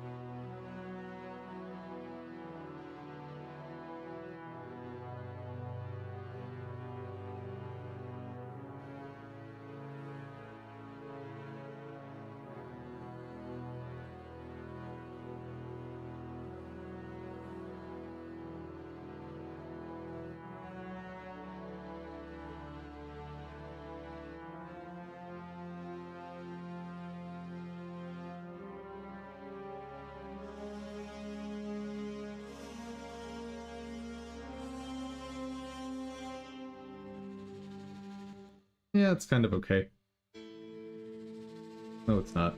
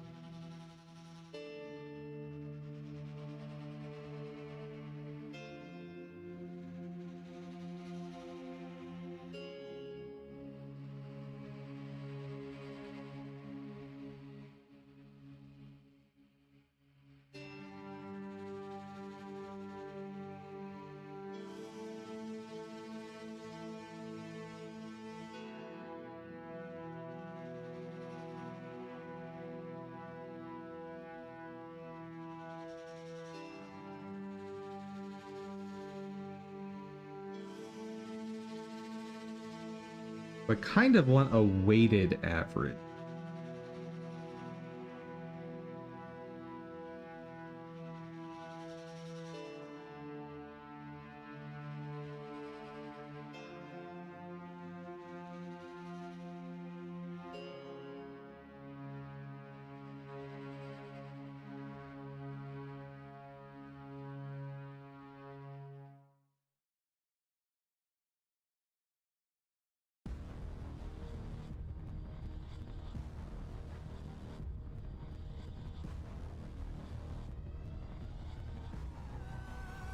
I think that's correct.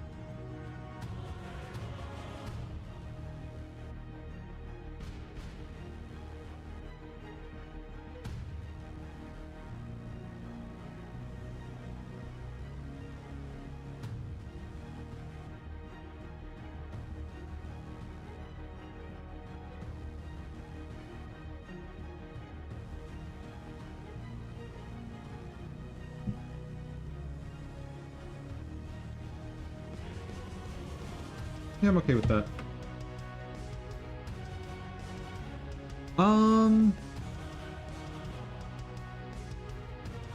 Still got quite a bit of stream left. Do need to head out of here once I hit my commitment for the day. Got errands that gotta be run.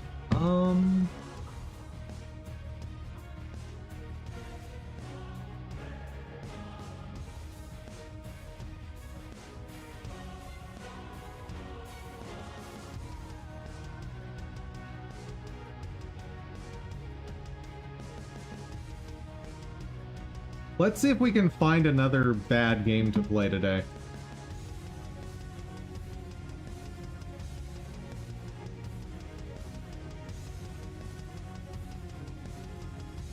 And I am curious what Steam says is similar to Latte.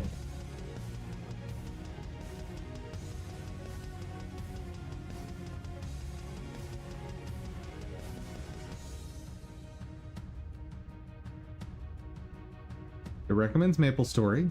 Okay, that's fair. Throne and Liberty. No. Lost Ark. No. Not after the shenanigans they pulled. For anyone who isn't aware, or maybe has forgotten, this dev decided when people stopped playing their game that they would report them as basically cheating in order to get them removed from the metrics of people that have stopped playing the game. But of course, because they did this, the people started getting banned from other games. Because Steam was flagging them as cheaters. Yeah, no, it was a whole hot mess. And of course, it did get corrected.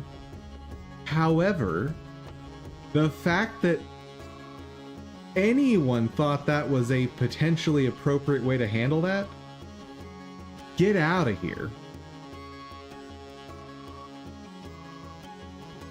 Ooh, Eidolon is a super fun game made by like, I think 2 or 3 people. It's designed to be like an entire big expansive MMO that you idle. And so you have multiple characters that you can set up to idle on specific screens to collect different resources, fight different enemies. And so you can be like, oh, well, I want my wizard to go focus on being a lumberjack on this screen, chopping down this specific type of tree. Then I'm gonna send my archer over here to hunt wild boars. And then my warrior is gonna go into the mines because he's got high strength, so he's gonna do all my mining for me. And like it calculates your offline gains, so it just keeps all of that ticking by. It's a pretty cool idea in my mind.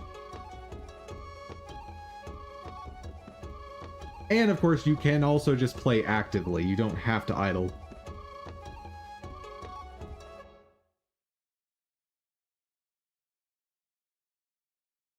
We're not doing RuneScape. That's never happening. Let's see.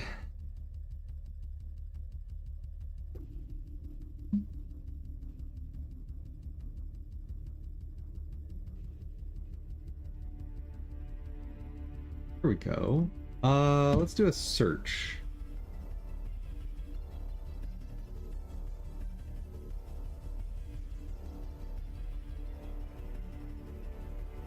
I want pixel graphics. I want side scroller. I want RPG elements. I want fantasy. Okay, we're down to 238 results. And notice at the very top here, Shovel Knight and then Monster Sanctuary, the game we just finished.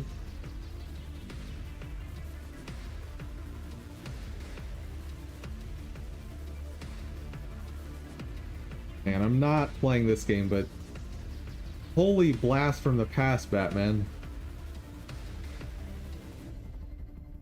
This was an old arcade game back in the day. D&D Chronicles of Mystara.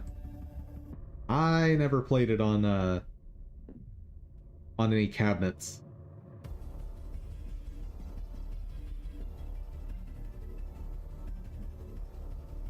What dis?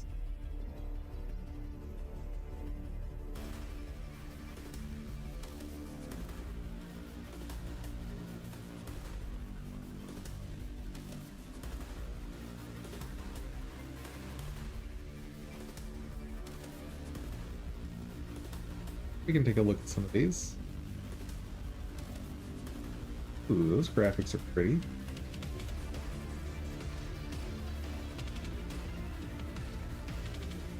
Okay, that's something to look through. What is this?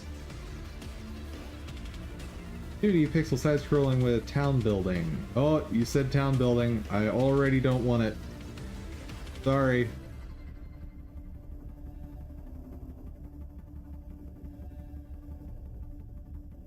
Cute.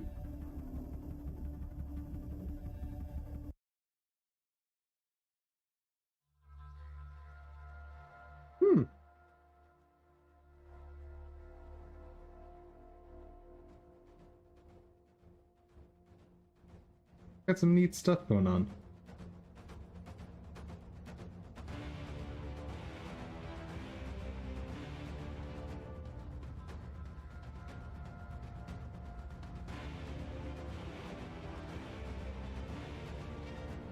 Wait. What kind of a game is this? Is this an MMO? Certainly looks like an MMO.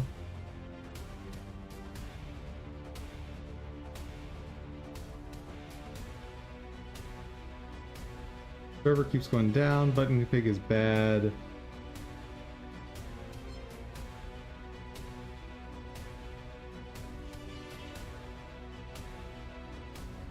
That's the worst thing I've ever played. Well, then you haven't played very many games.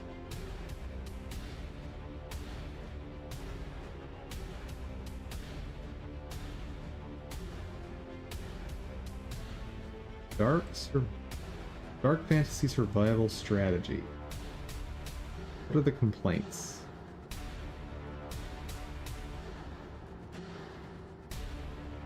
Game got soft locked on day 58. Man.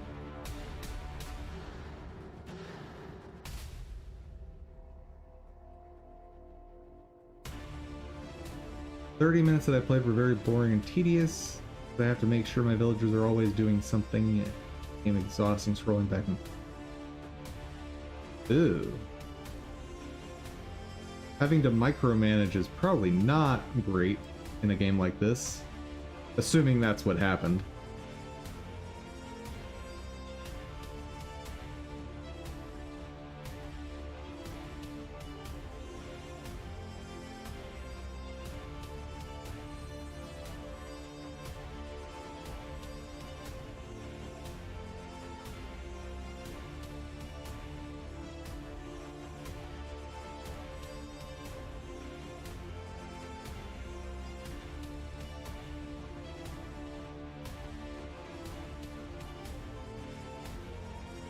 Eh. Those aren't really grabbing me.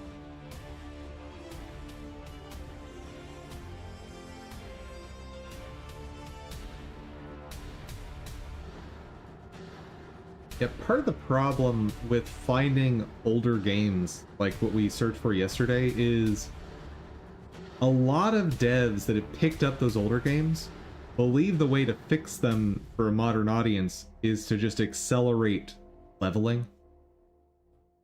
Which I don't think that's the answer. Like we experienced yesterday with Lawtail, the game was just very boring because it was just... They literally were throwing me into a room to level up quickly. Then number went up. And that was all the gameplay. Number go up. Which I don't find to be a good game.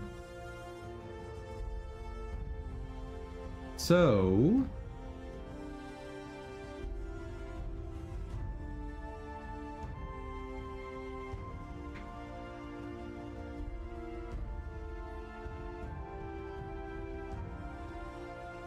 what other side-scrolling MMOs are out there? Because I really like this concept.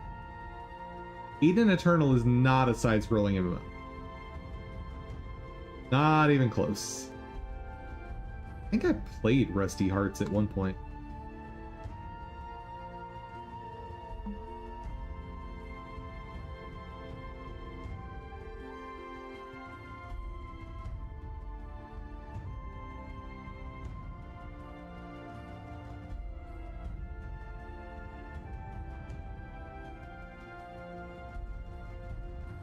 Yes, I did.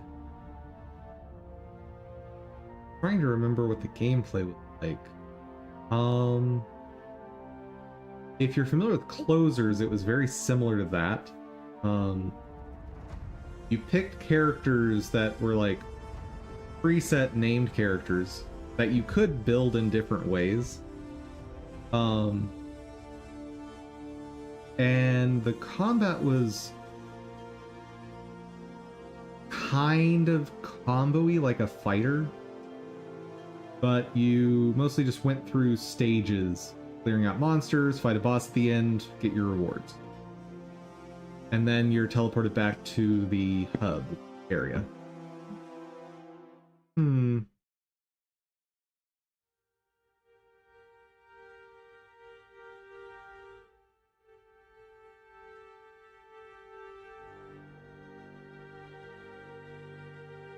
Vindictus. That is not a side scroller. Not even close.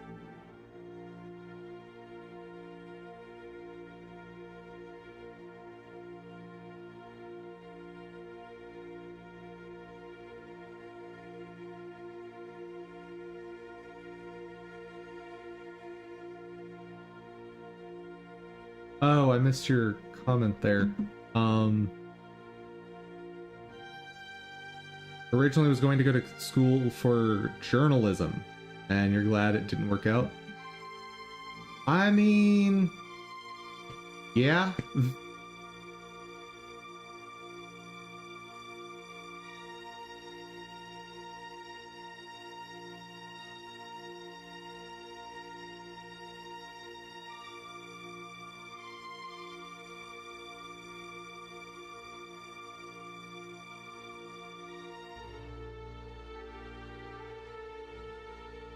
Here's how I'll find this.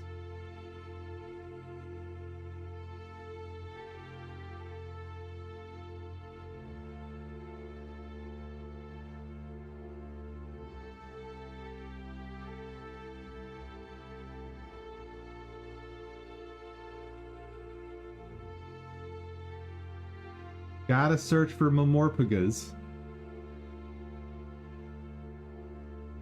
Bruh, I said no Maple Story.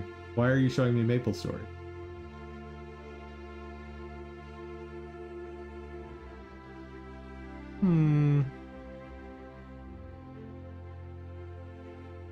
Can we find something interesting in here?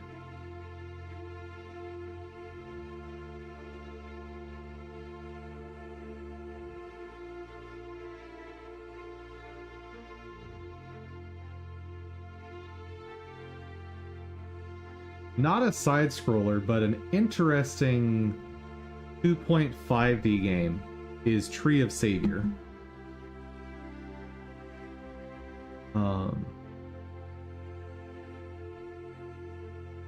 Though they unfortunately wrecked their system for leveling.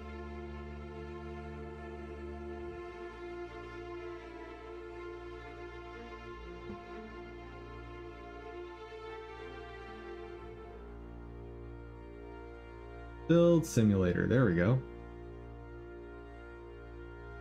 So, back in the day, after picking your base class, you could mix and match any number of other classes from based off of that base class that you wanted. So like I could pick like, I think it was something like 8 classes to combine into it. But by doing that, I don't get a ton of investment in each of those 8. Well, they decided that was too much complexity for players, and too many players were getting annoyed or discouraged by making builds that didn't work, so they simplified it. So you pick 3, which I think is a mistake, or I think was a mistake. Yeah, like, I get it. I get why you would do that. But I think they lost something very, very special.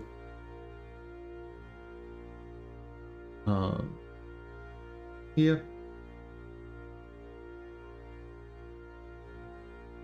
Because what a lot of builds ended up based around was you'd pick one class to really invest in. So like you could invest up to 3 times into one class.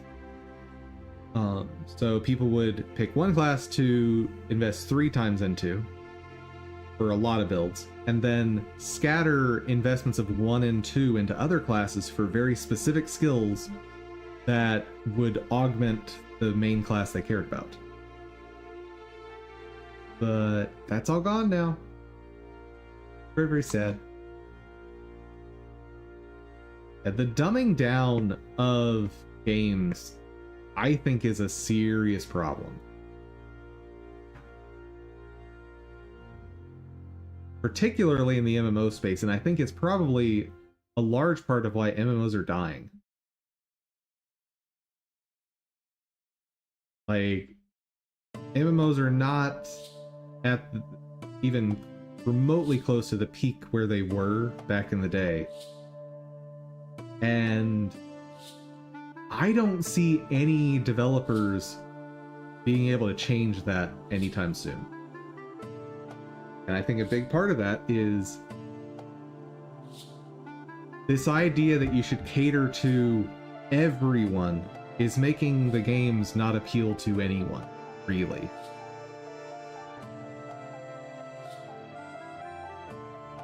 Like, one game that really knows its audience is Dungeon Fighter Online. I, Dum Dum, have no interest in playing Dungeon Fighter Online. But it's not made for me. It's made for people who like side-scrolling beat-em-ups from back in the day on like the Super Nintendo Streets of Rage style games. And applying that formula, or that, not formula, that's not the right term. Applying that architecture in an MMO setting. And I think that's really cool for the people that want that.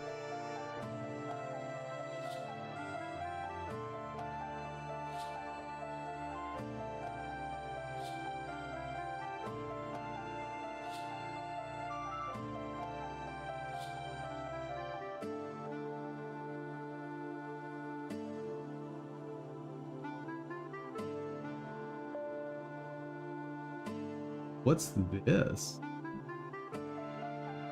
Looking for alpha testers.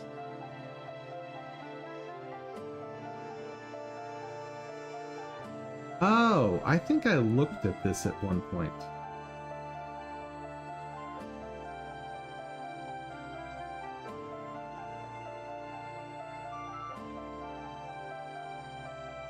Huh.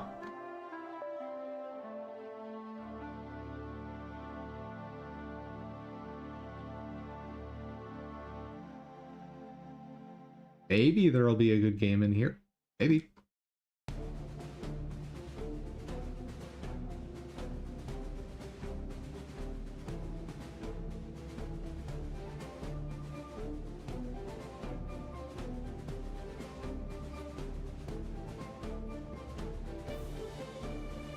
This actually playable yet, or what? Probably not, right? That is this article back in 2019. Game is probably still not playable yet. Oh, it's on mobile. Well, and 6 years ago shutting down. Okay. Ah!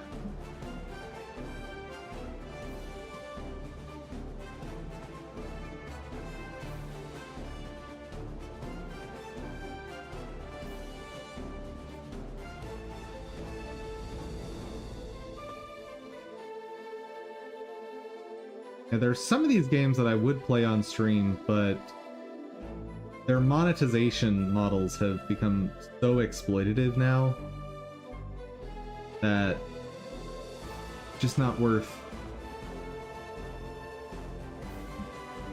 Like, a lot of these games, unless you're willing, you can see that MMORPG.com. Bruh, dude, come on.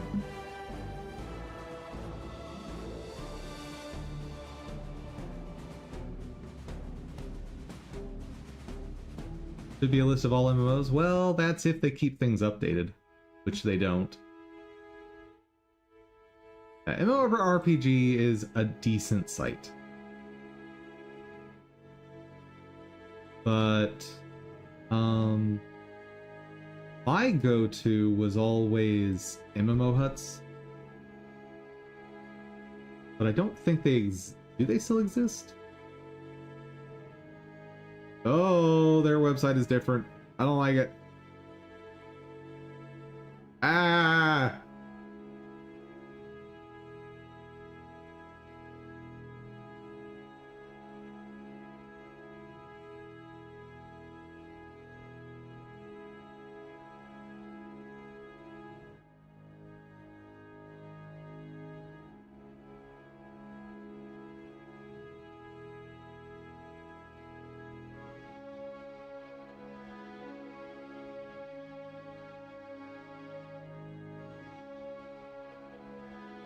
And these are not very well searchable.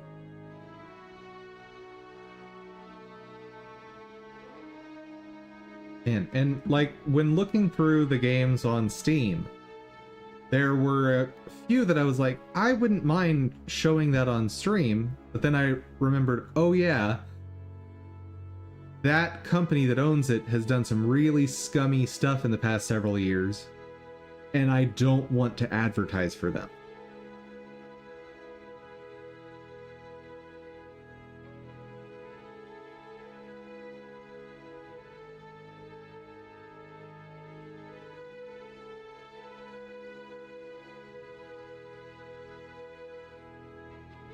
It's being like finding games that are good and simultaneously being conscious of the scummy stuff that companies do. Like it makes finding games to showcase very, very difficult sometimes. Yeah, some companies have really messed things up. It's true.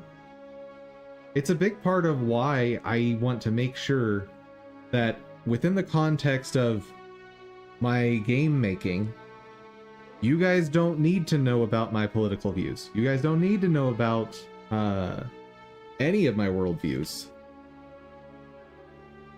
Because that's not what's important here.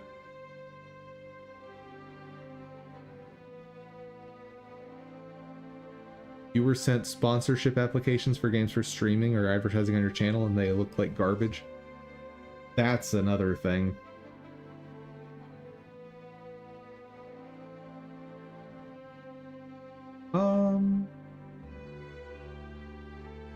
There's gotta be something like this out there, right? Right?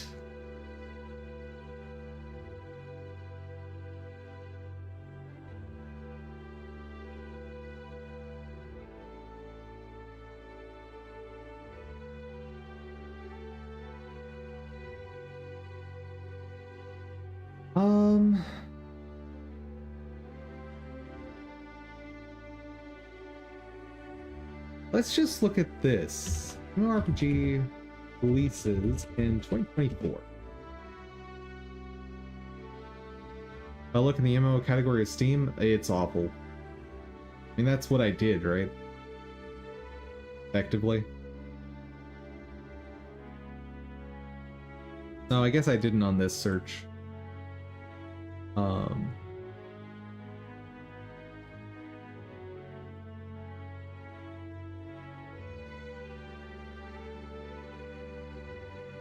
Party Quest, Soul Remnant, and whatever this is.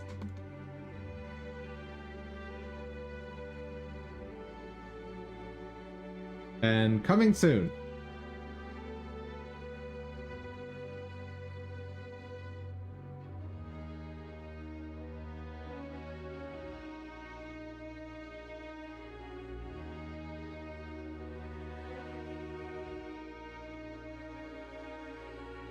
So, Pixel Graphics MMO. Apparently, Eidolon is not listed as a side-scroller when it absolutely is a side-scroller.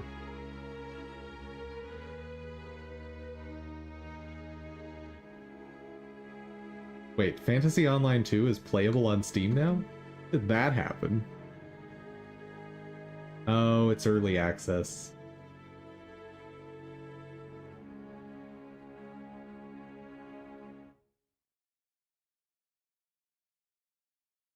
If I recall correctly, Fantasy Online 2 was a game. Nope, nope, nope. I think I'm thinking of Era Online 2. I think that's what it was called?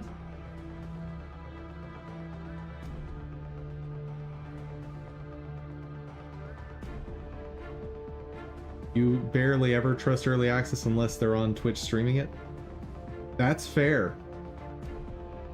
That's excessively fair.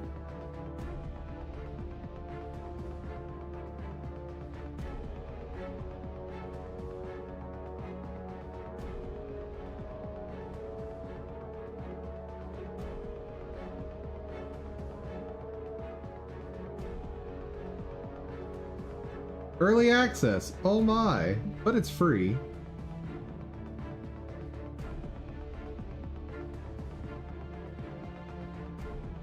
Cross-platform, free-to-play MMO, explore a vast world filled with adventure, choose your own path.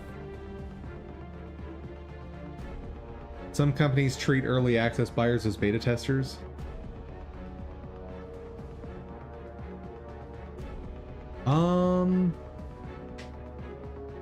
And they charge more later, despite them paying for the game. How does that work? I haven't seen charging more later.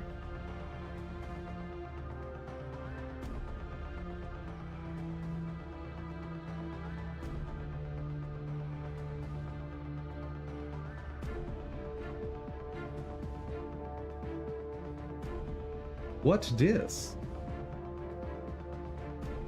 Oof. Super old school.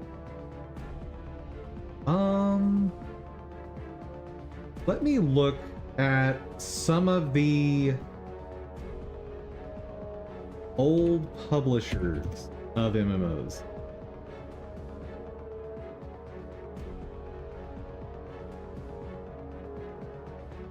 Well, that is a screenshot.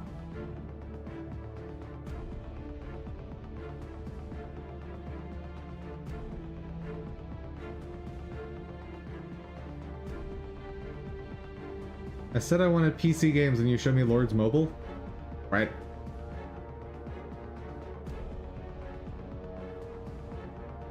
Wow, IGG doesn't have much anymore. For those who aren't familiar, back in the day, and I guess it's still happening to a lesser degree now, MMOs would change publishing hands all the time.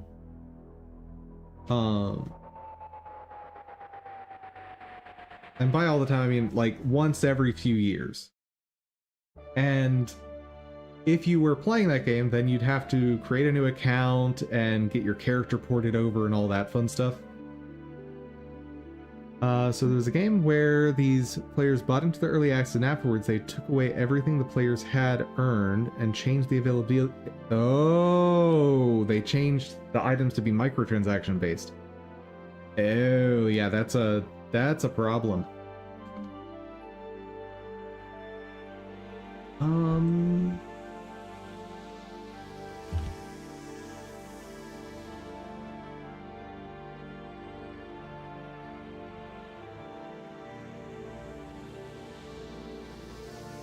Maybe AI can give me a good answer on this one.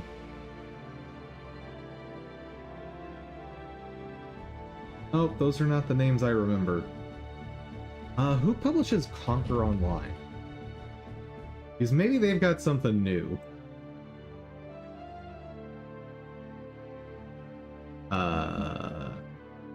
Oh, well, Net Dragon.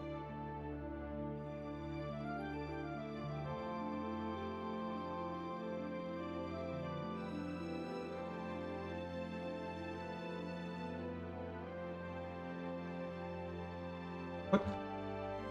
Where's your other games? Because you... Oh, there we are. Wow, they haven't released anything new in, I think, over a decade. It was really messed up because the players really tried to help the developers make a good game by giving feedback. Yeah, don't screw over your players, is the lesson. Or the takeaway. Interesting. So, and I'm like 90% sure these are all the same game. Or they're all very, very, very similar. Oh, this is actually just Conquer Online, but in Arabic. Okay. Wrath of Pirates is pirate-themed Conquer Online.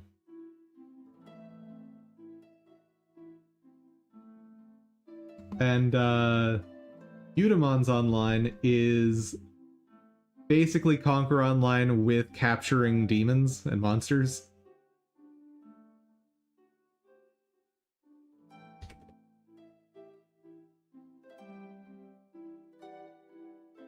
But I recall they had just a massive number of things for you to collect in terms of the named Eudemons.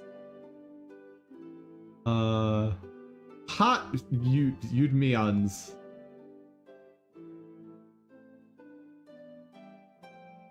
Ragnar. Eoster. Yeah, none of these were in the game when I played it, but that was like over a decade ago that I played this. It was probably 15 years ago when I played this last. No, it would have been longer ago than that. Because I would have been in high school. So more like 19 years ago than when I played this. Well, hold on. This is saying that it came out in 2006. I must have played it in college then.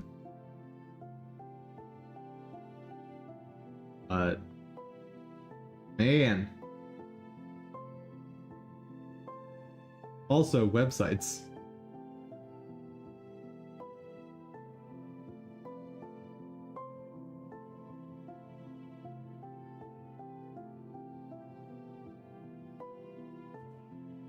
Let's see.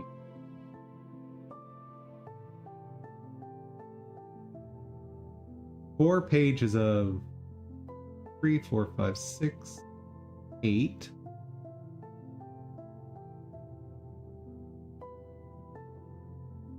Four pages of 64 plus 24. So a lot. Not quite as many as trying to catch all the Pokemon in that franchise. But...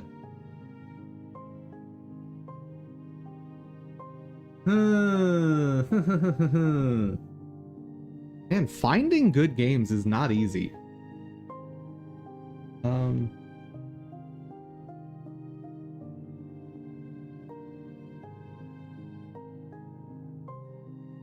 What is Terraceland?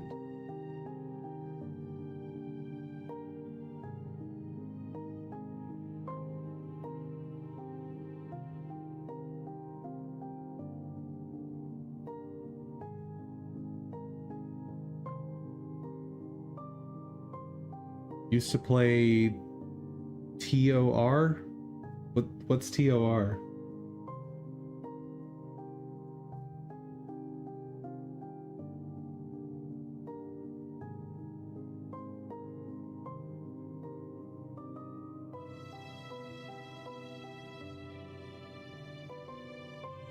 Oh, the Old Republic.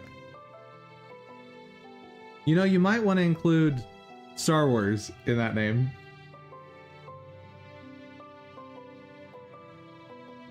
I think it's pretty dead now. Well, the sequel trilogy certainly saw to that.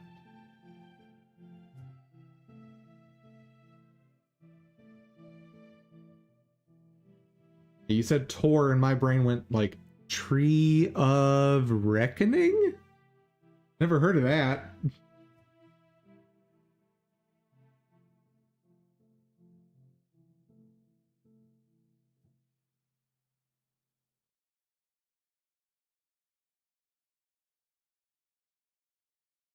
What is Terraceland?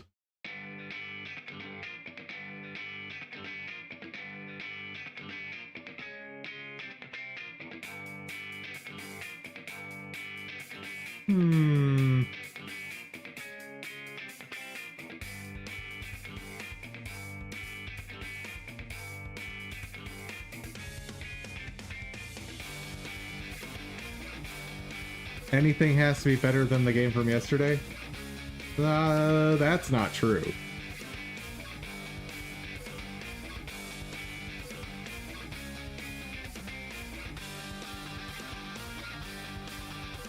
That game didn't crash my PC, and there are a lot of games that'll do that. What is this? Huh.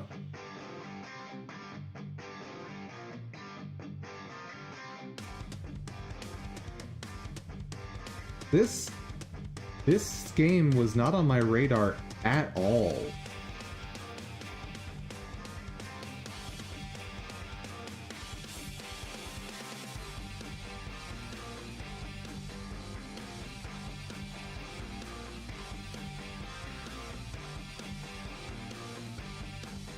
I think many have gone the way of gotchas. You're probably right.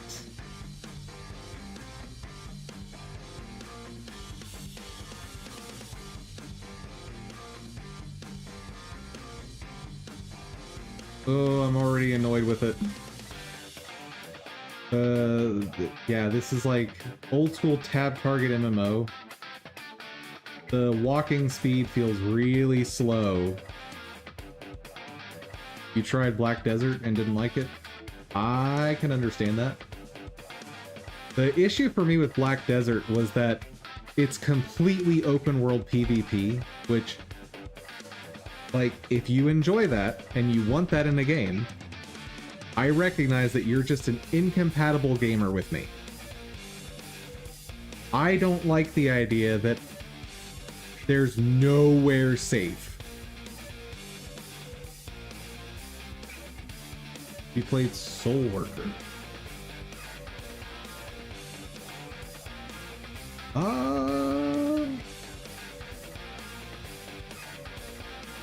This... Oh yeah, this was like a modern take on Closers. It's not a game for me, but I appreciate it. So Closers was very, very, very similar.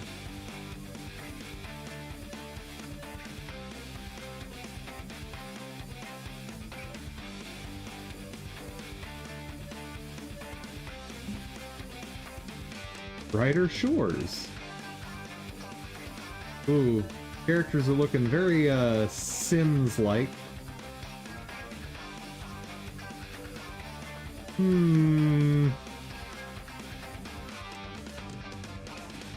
Point and click style RPG, I think that's a no-go. If I'm doing something point and click, it's gonna be something like Divinity Original Sin.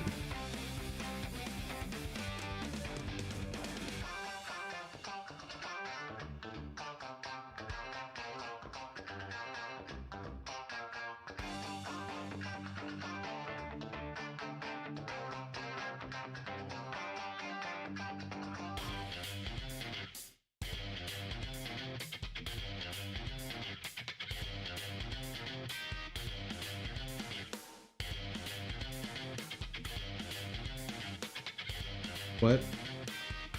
For 2024 MMOs, you're listing Blade and Soul, World of Warcraft, Guild Wars 2. Like, these games came out ages ago. Did Blue Protocol ever happen, or is that still canceled? I think that was canceled, right?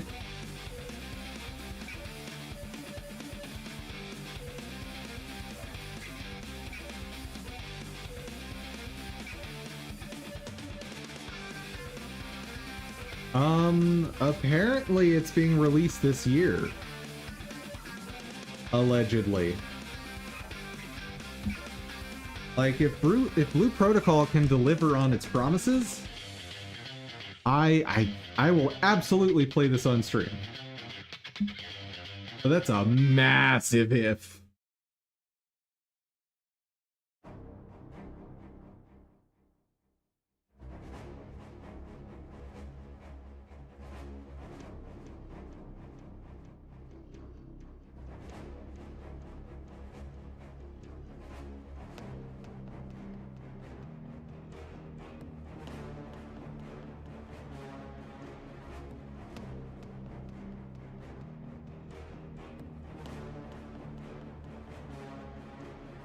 Let's see, this is probably AI generated, but it's... Actually, you know what the most effective way to find this information is going to be?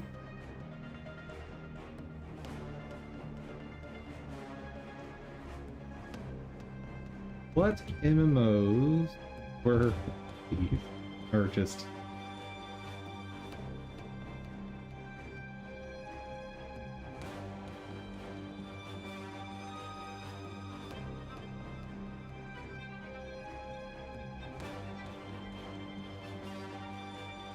Path of Exile. Grand Blue Fantasy Relink was not an MMO. Dune Awakening, I am told by many people, is trash. Paris Land is a WoW clone? Yep.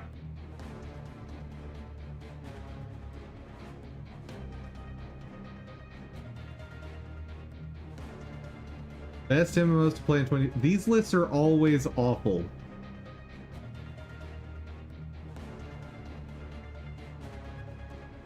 Chrono Odyssey. Don't know what that is.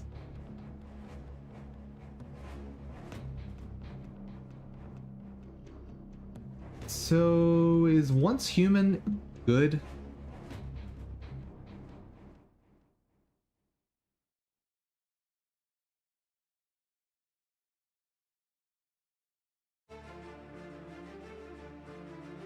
Once Human is good according to chat.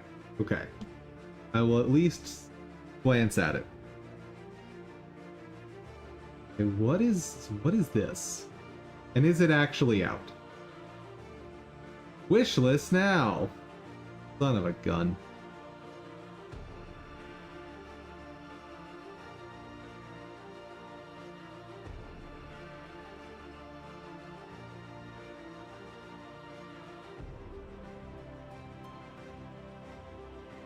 I guess it's pretty clunky. What is?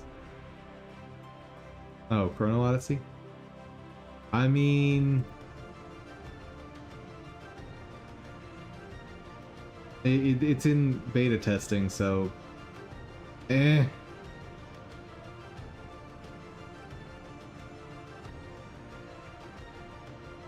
Yeah, this isn't a long list of MMOs that promise the world and then, in terms of graphics. And inevitably, these MMOs get toned way down on the graphical end, or on the graphics side, when they get to release. Before it's getting bad reviews.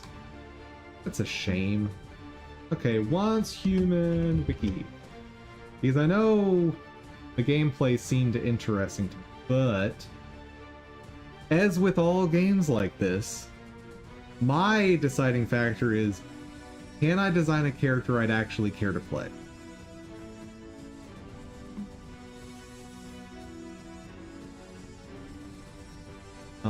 If yes, great. Not, well,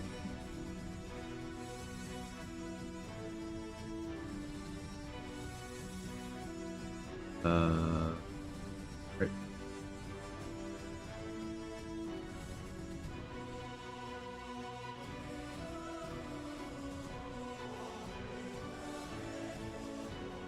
Okay, what are memetics? Grant formulas that players can build and craft in one. Okay.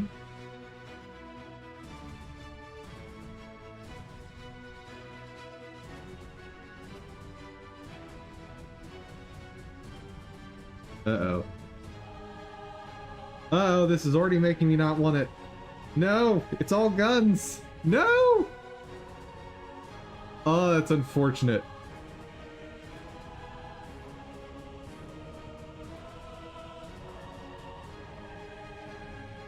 Basically, I need magic-y pew-pew stuff. No magic? No! Very sad. What was that MMO that thematically seems similar to this? Was it?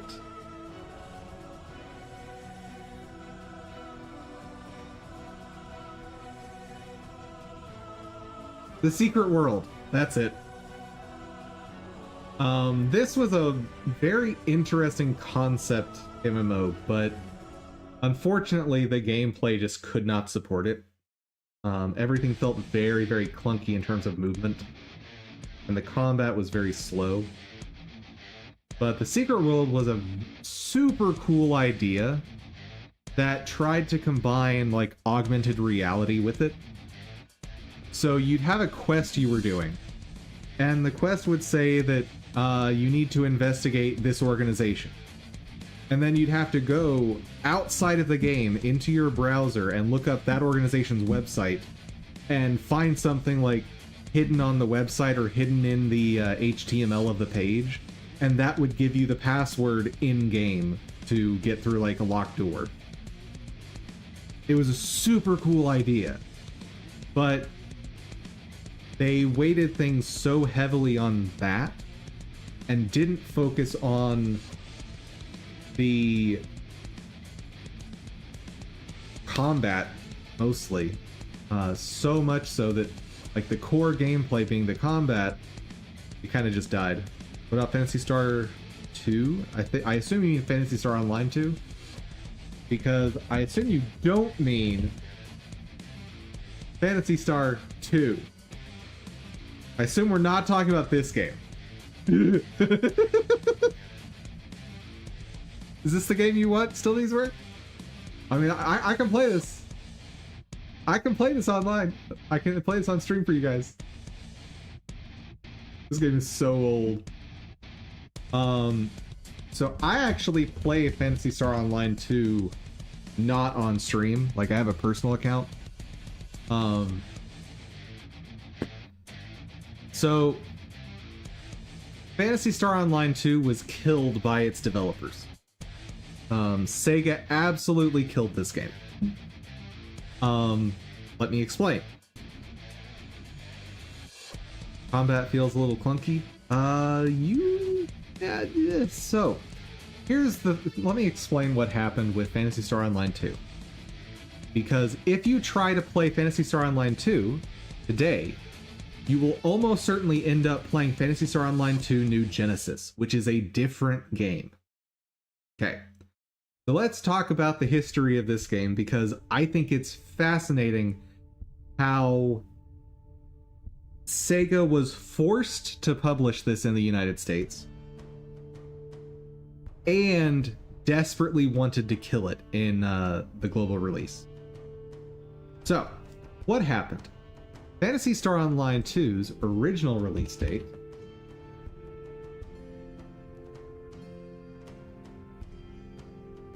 in Japan was back in 2012.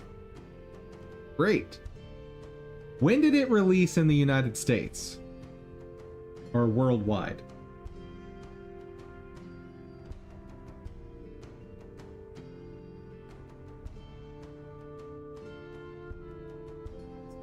(2021). 9 years after the game came out, it became playable in the rest of the world. Now, I want to say it was only about a year or two after this, after the initial Japanese release, an English version published by Sega came out, released in Malaysia. So, a whole mess of not publishing.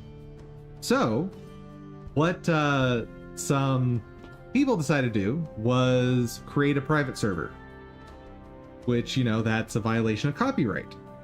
Well, fun story. In the international courts, in order to shut down something that infringes on your copyright, you have to prove that you are intending to market within the places that your copyright's being infringed.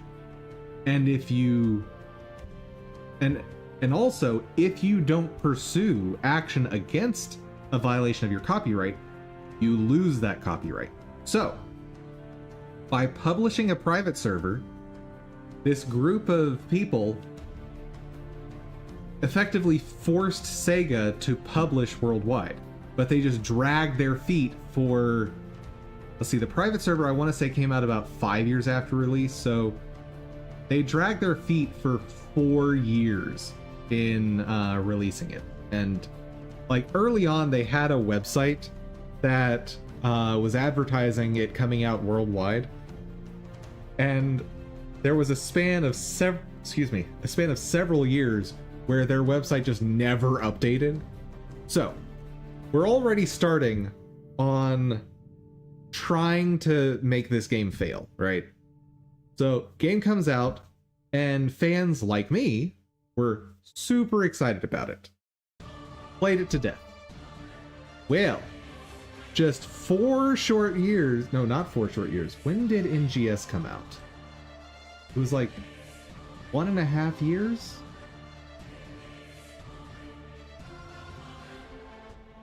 When did it come out? Huh! Never mind, it was even less time than I remembered. So, Phantasy Star Online 2 releases globally in 2021, in June. Okay? June. Not even a year later. So that's 9 months later, they decide to, and they've been announcing it, they release a game that has been advertised as, we're going to maintain both of these games, and your character can go between them freely. Awesome, super cool. And then like cosmetics are shared between the 2 games. Very cool idea. NGS comes out and the gameplay is awful. Like, all there is to do is roam around the open world, killing monsters, leveling up. There's, if I recall correctly, at launch, it didn't even have proper crafting. There was no player housing when the original PSO2 had player housing, I think from launch. And all of the classes were dumbed down, so they all played very, very similarly. So people didn't really care for NGS. Okay? Well, at least at that point, you could download both games separately, and like if you wanted to play Classic, you can play Classic. If you wanted to play NGS, you can play NGS. Great.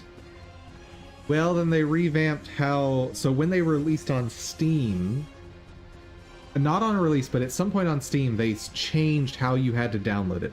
So Phantasy Star Online 2 base went away from Steam. And I'm going to show you this because it's wild.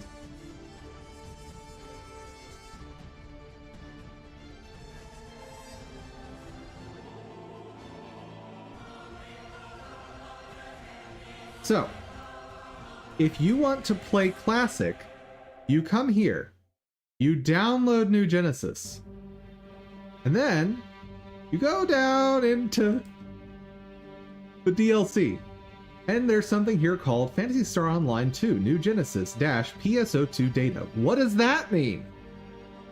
What's that? Oh, and clearly this change happened in 2023.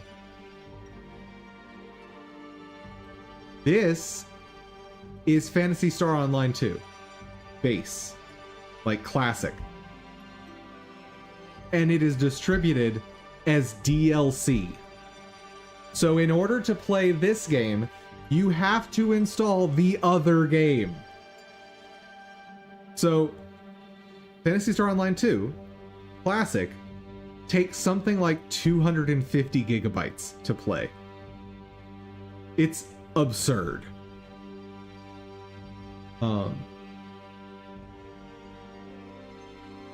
This content will allow you to decide between downloading one or the other separately? I don't think that's true.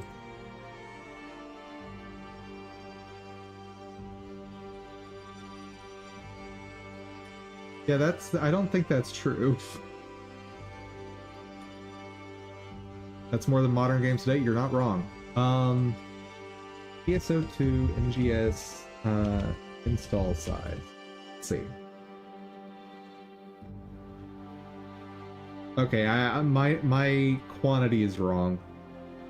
if you installed both PSO2 and NGS, 115 gigabytes. So remember, Classic, this means, is only 26 gigabytes. But you need an extra 89 gigabytes in order to play it that you're just not using. And also, when NGS came out, they started stripping features away from Classic. To this point, Classic has no events. Classic has no battle passes. Classic has no... it still has your standard weekly sign-in bonus. And it's got daily quests, and it's got a rotation on recommended quests, but, like, it is so bare bones now. I still enjoy it. However, I recognize there is nothing interesting to really show off on stream. It's so unfortunate.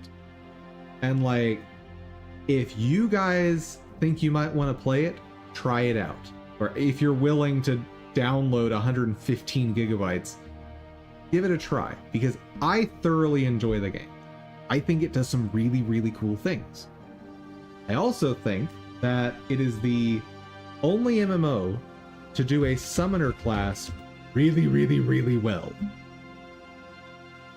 To new players, don't start as summoner. I love that this is the first thing that comes up when you search PSO2 summoner.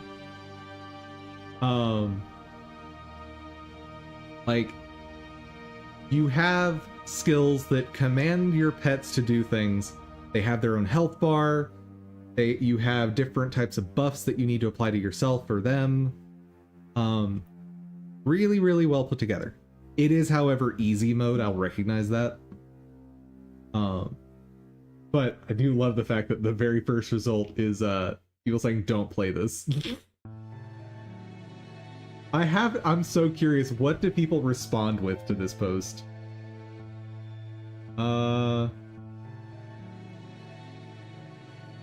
Pretty sure harmonizer advocacy never becomes a thing.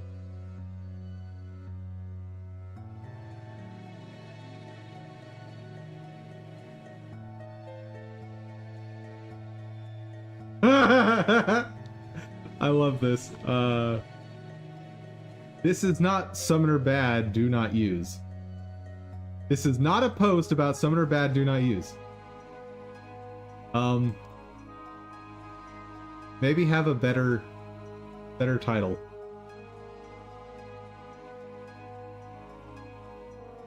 But yeah, I think they made something very, very special with that class in that game. And that's what I play on my offline account, or my non-stream account. And this game has obscene levels of customization. Like, you can just attach props onto your character. Very, very similar to Code Vein in terms of customization. But let's see.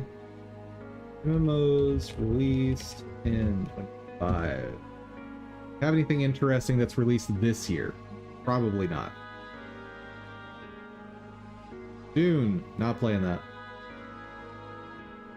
MMO hybrid roguelike. I can already tell I won't want to play that. Chrono Odyssey is not out. Get out of here.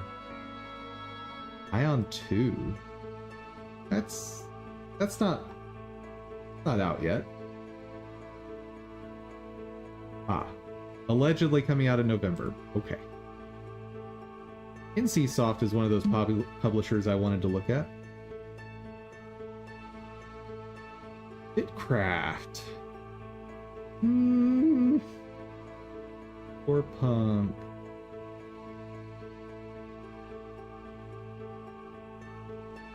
AI-driven NPCs? That sounds like it's a recipe for disaster.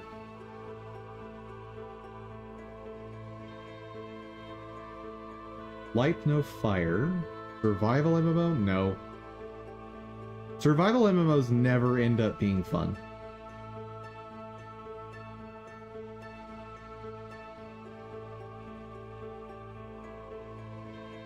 Like, if you want survival MMO style stuff, go play Ark Survival Evolved. Or play Rust. Or maybe The Forest. But couching that within the architecture of an MMO, just no. PvP focused MMO. Well, I don't like PvP.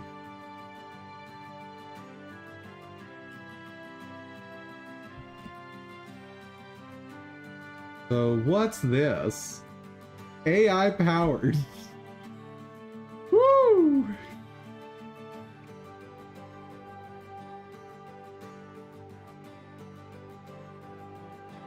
I hope you guys enjoyed your history of PSO2 and how Sega just absolutely destroyed their game.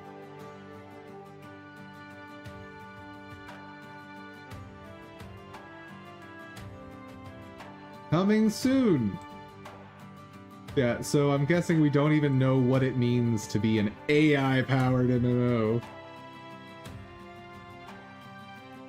AI-powered NPCs and AI quests. You realize what this is going to end up with, right? What's going to end up happening is the AI, if they're actually using an AI, which they might not be, like this might just be buzzwords, but imagine having an AI drive your quests so that, like, after, you know, the first 1,000 players get through an area, the AI has learned, oh, players are getting through here really fast. Okay, new player, for your first quest, please slay 387 rats before you can proceed through this gate. God, there are some things AI should not be used in.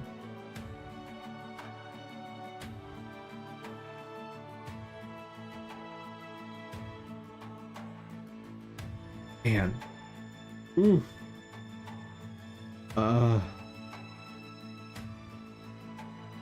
Devs, subsurface scattering, please. Pretty please. You don't want your characters looking like Ken dolls.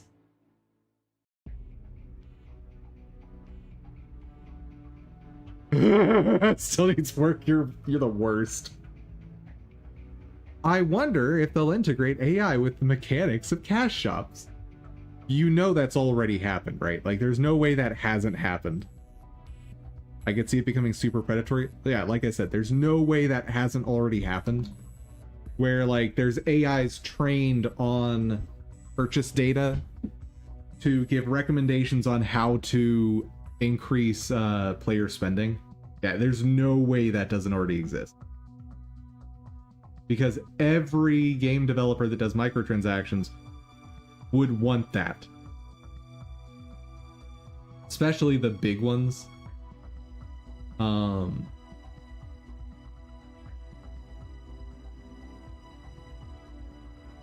think they'll be trained on player behavior also. I don't know that you even need that. I think if you literally just look at purchase data paired with different metrics on how things are advertised, I think the AI would just figure it out very, very well.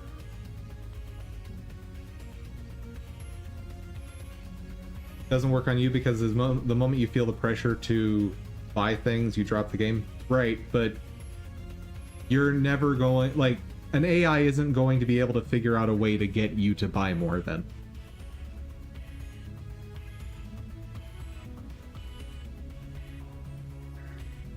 Okay, NCSoft. What games do you publish nowadays? Ow. Wait, is Lineage 2M a mobile game? Is Lineage 2 now on phones?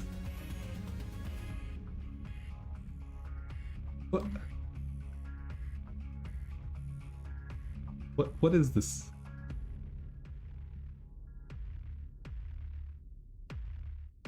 Yeah. Oh my. Which means the most recent game this publisher has is Blade and Soul. When did that come out?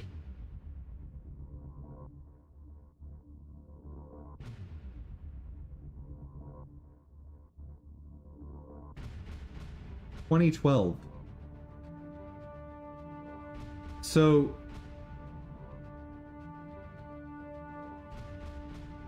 NCSoft doesn't have any games that have released in 13 years. Like anything that's that modern. This tells you how dying the MMO space is.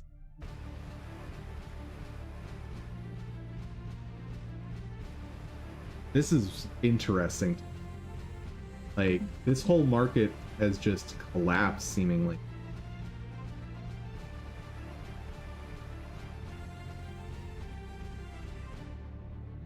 Especially if I already paid for the game. That really irks you. Fair. You know, in my mind, there should be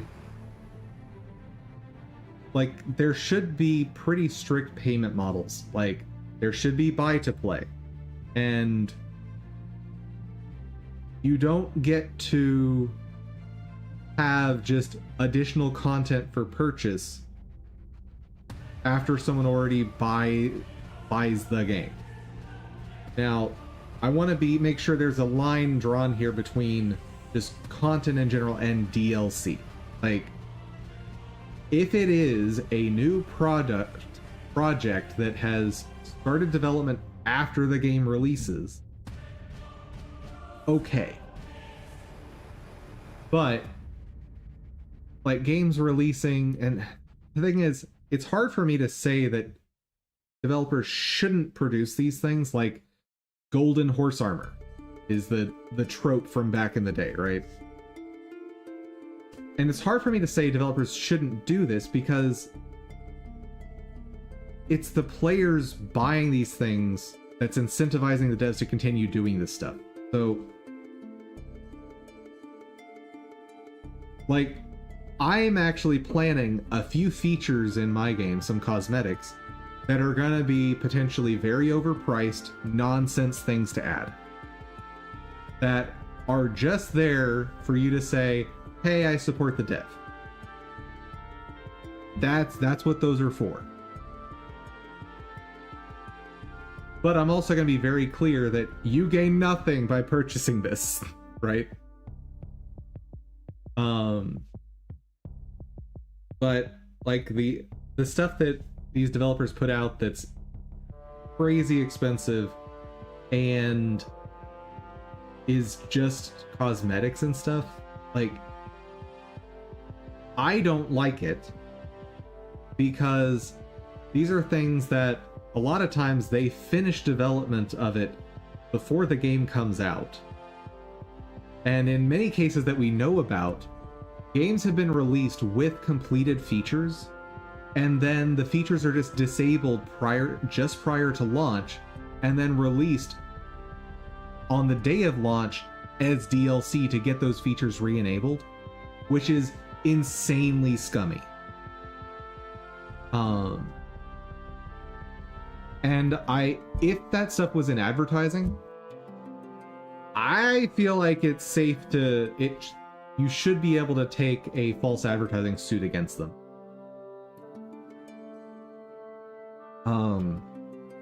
But unfortunately, courts give publishers way too much leniency on their advertising.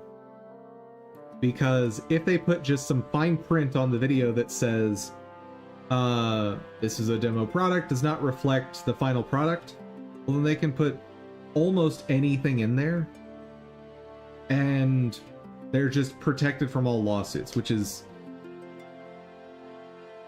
anyone who's remotely reasonable knows that that's garbage.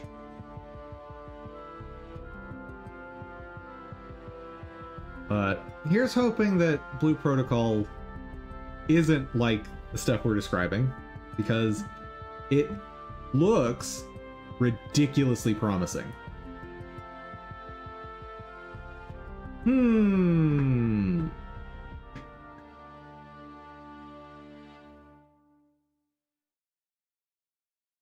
Well, I guess I did finish the shader today, so that's cool.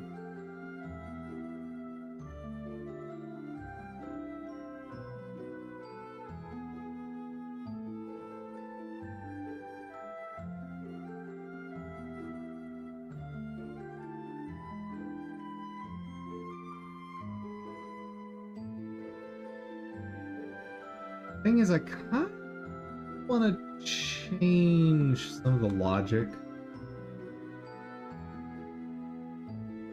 Because what's not working for me here is this blue is turning this more blue, same here. Whereas I'm not sure that that makes sense.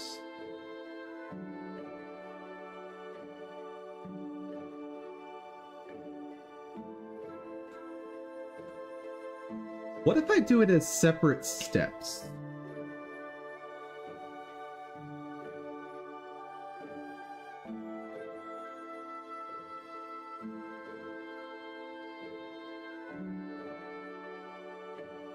Like, what if I did lateral moves as one set of test points, diagonals as another set of test points?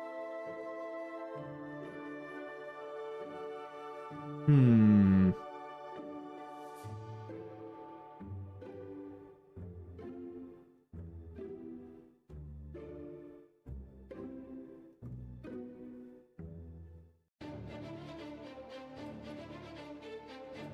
The thing is, then I wouldn't get averaging across here.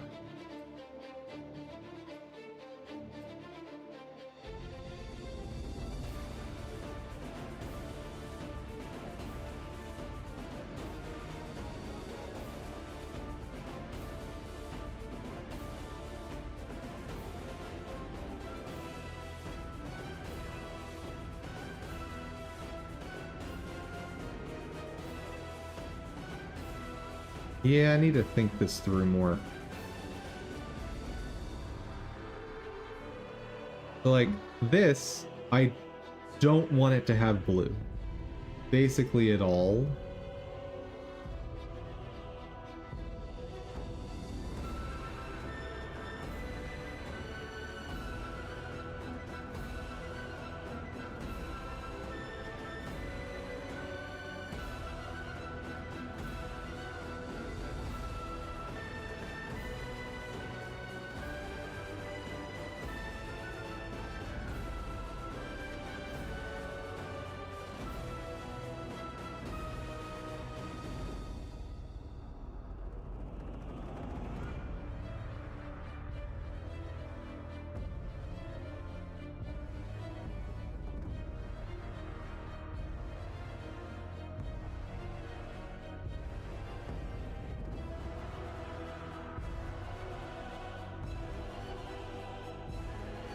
Here's an interesting question. Why is that not being filled in?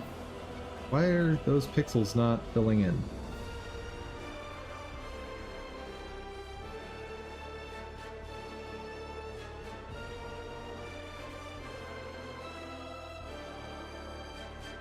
Right. Because I don't want them.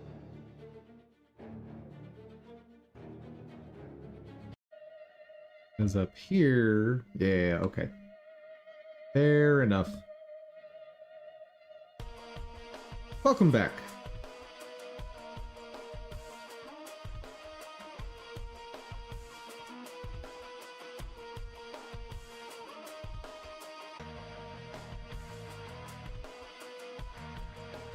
Yeah, I think what I need to do is make this process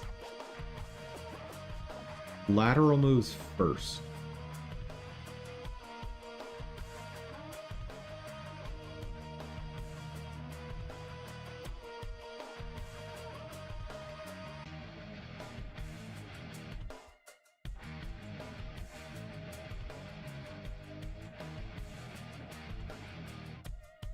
Let me put some notes here,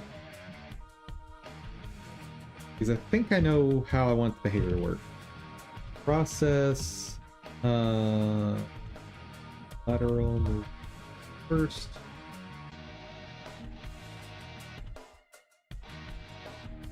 If less than 2 neighbors, add in diagonals.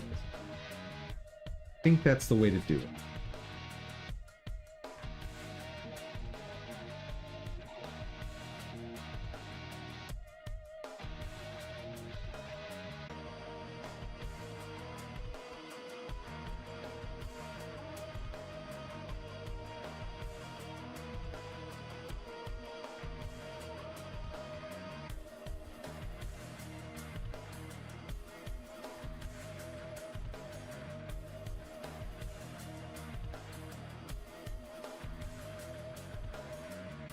That should work.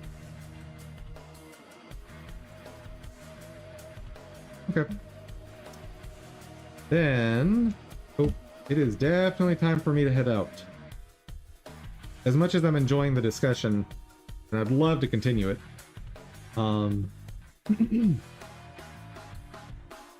I have to get to the store early.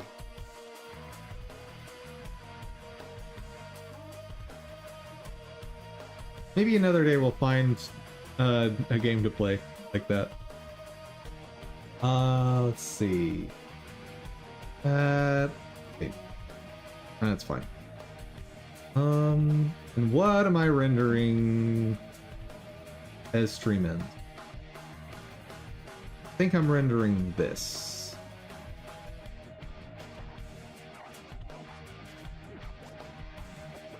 Yes.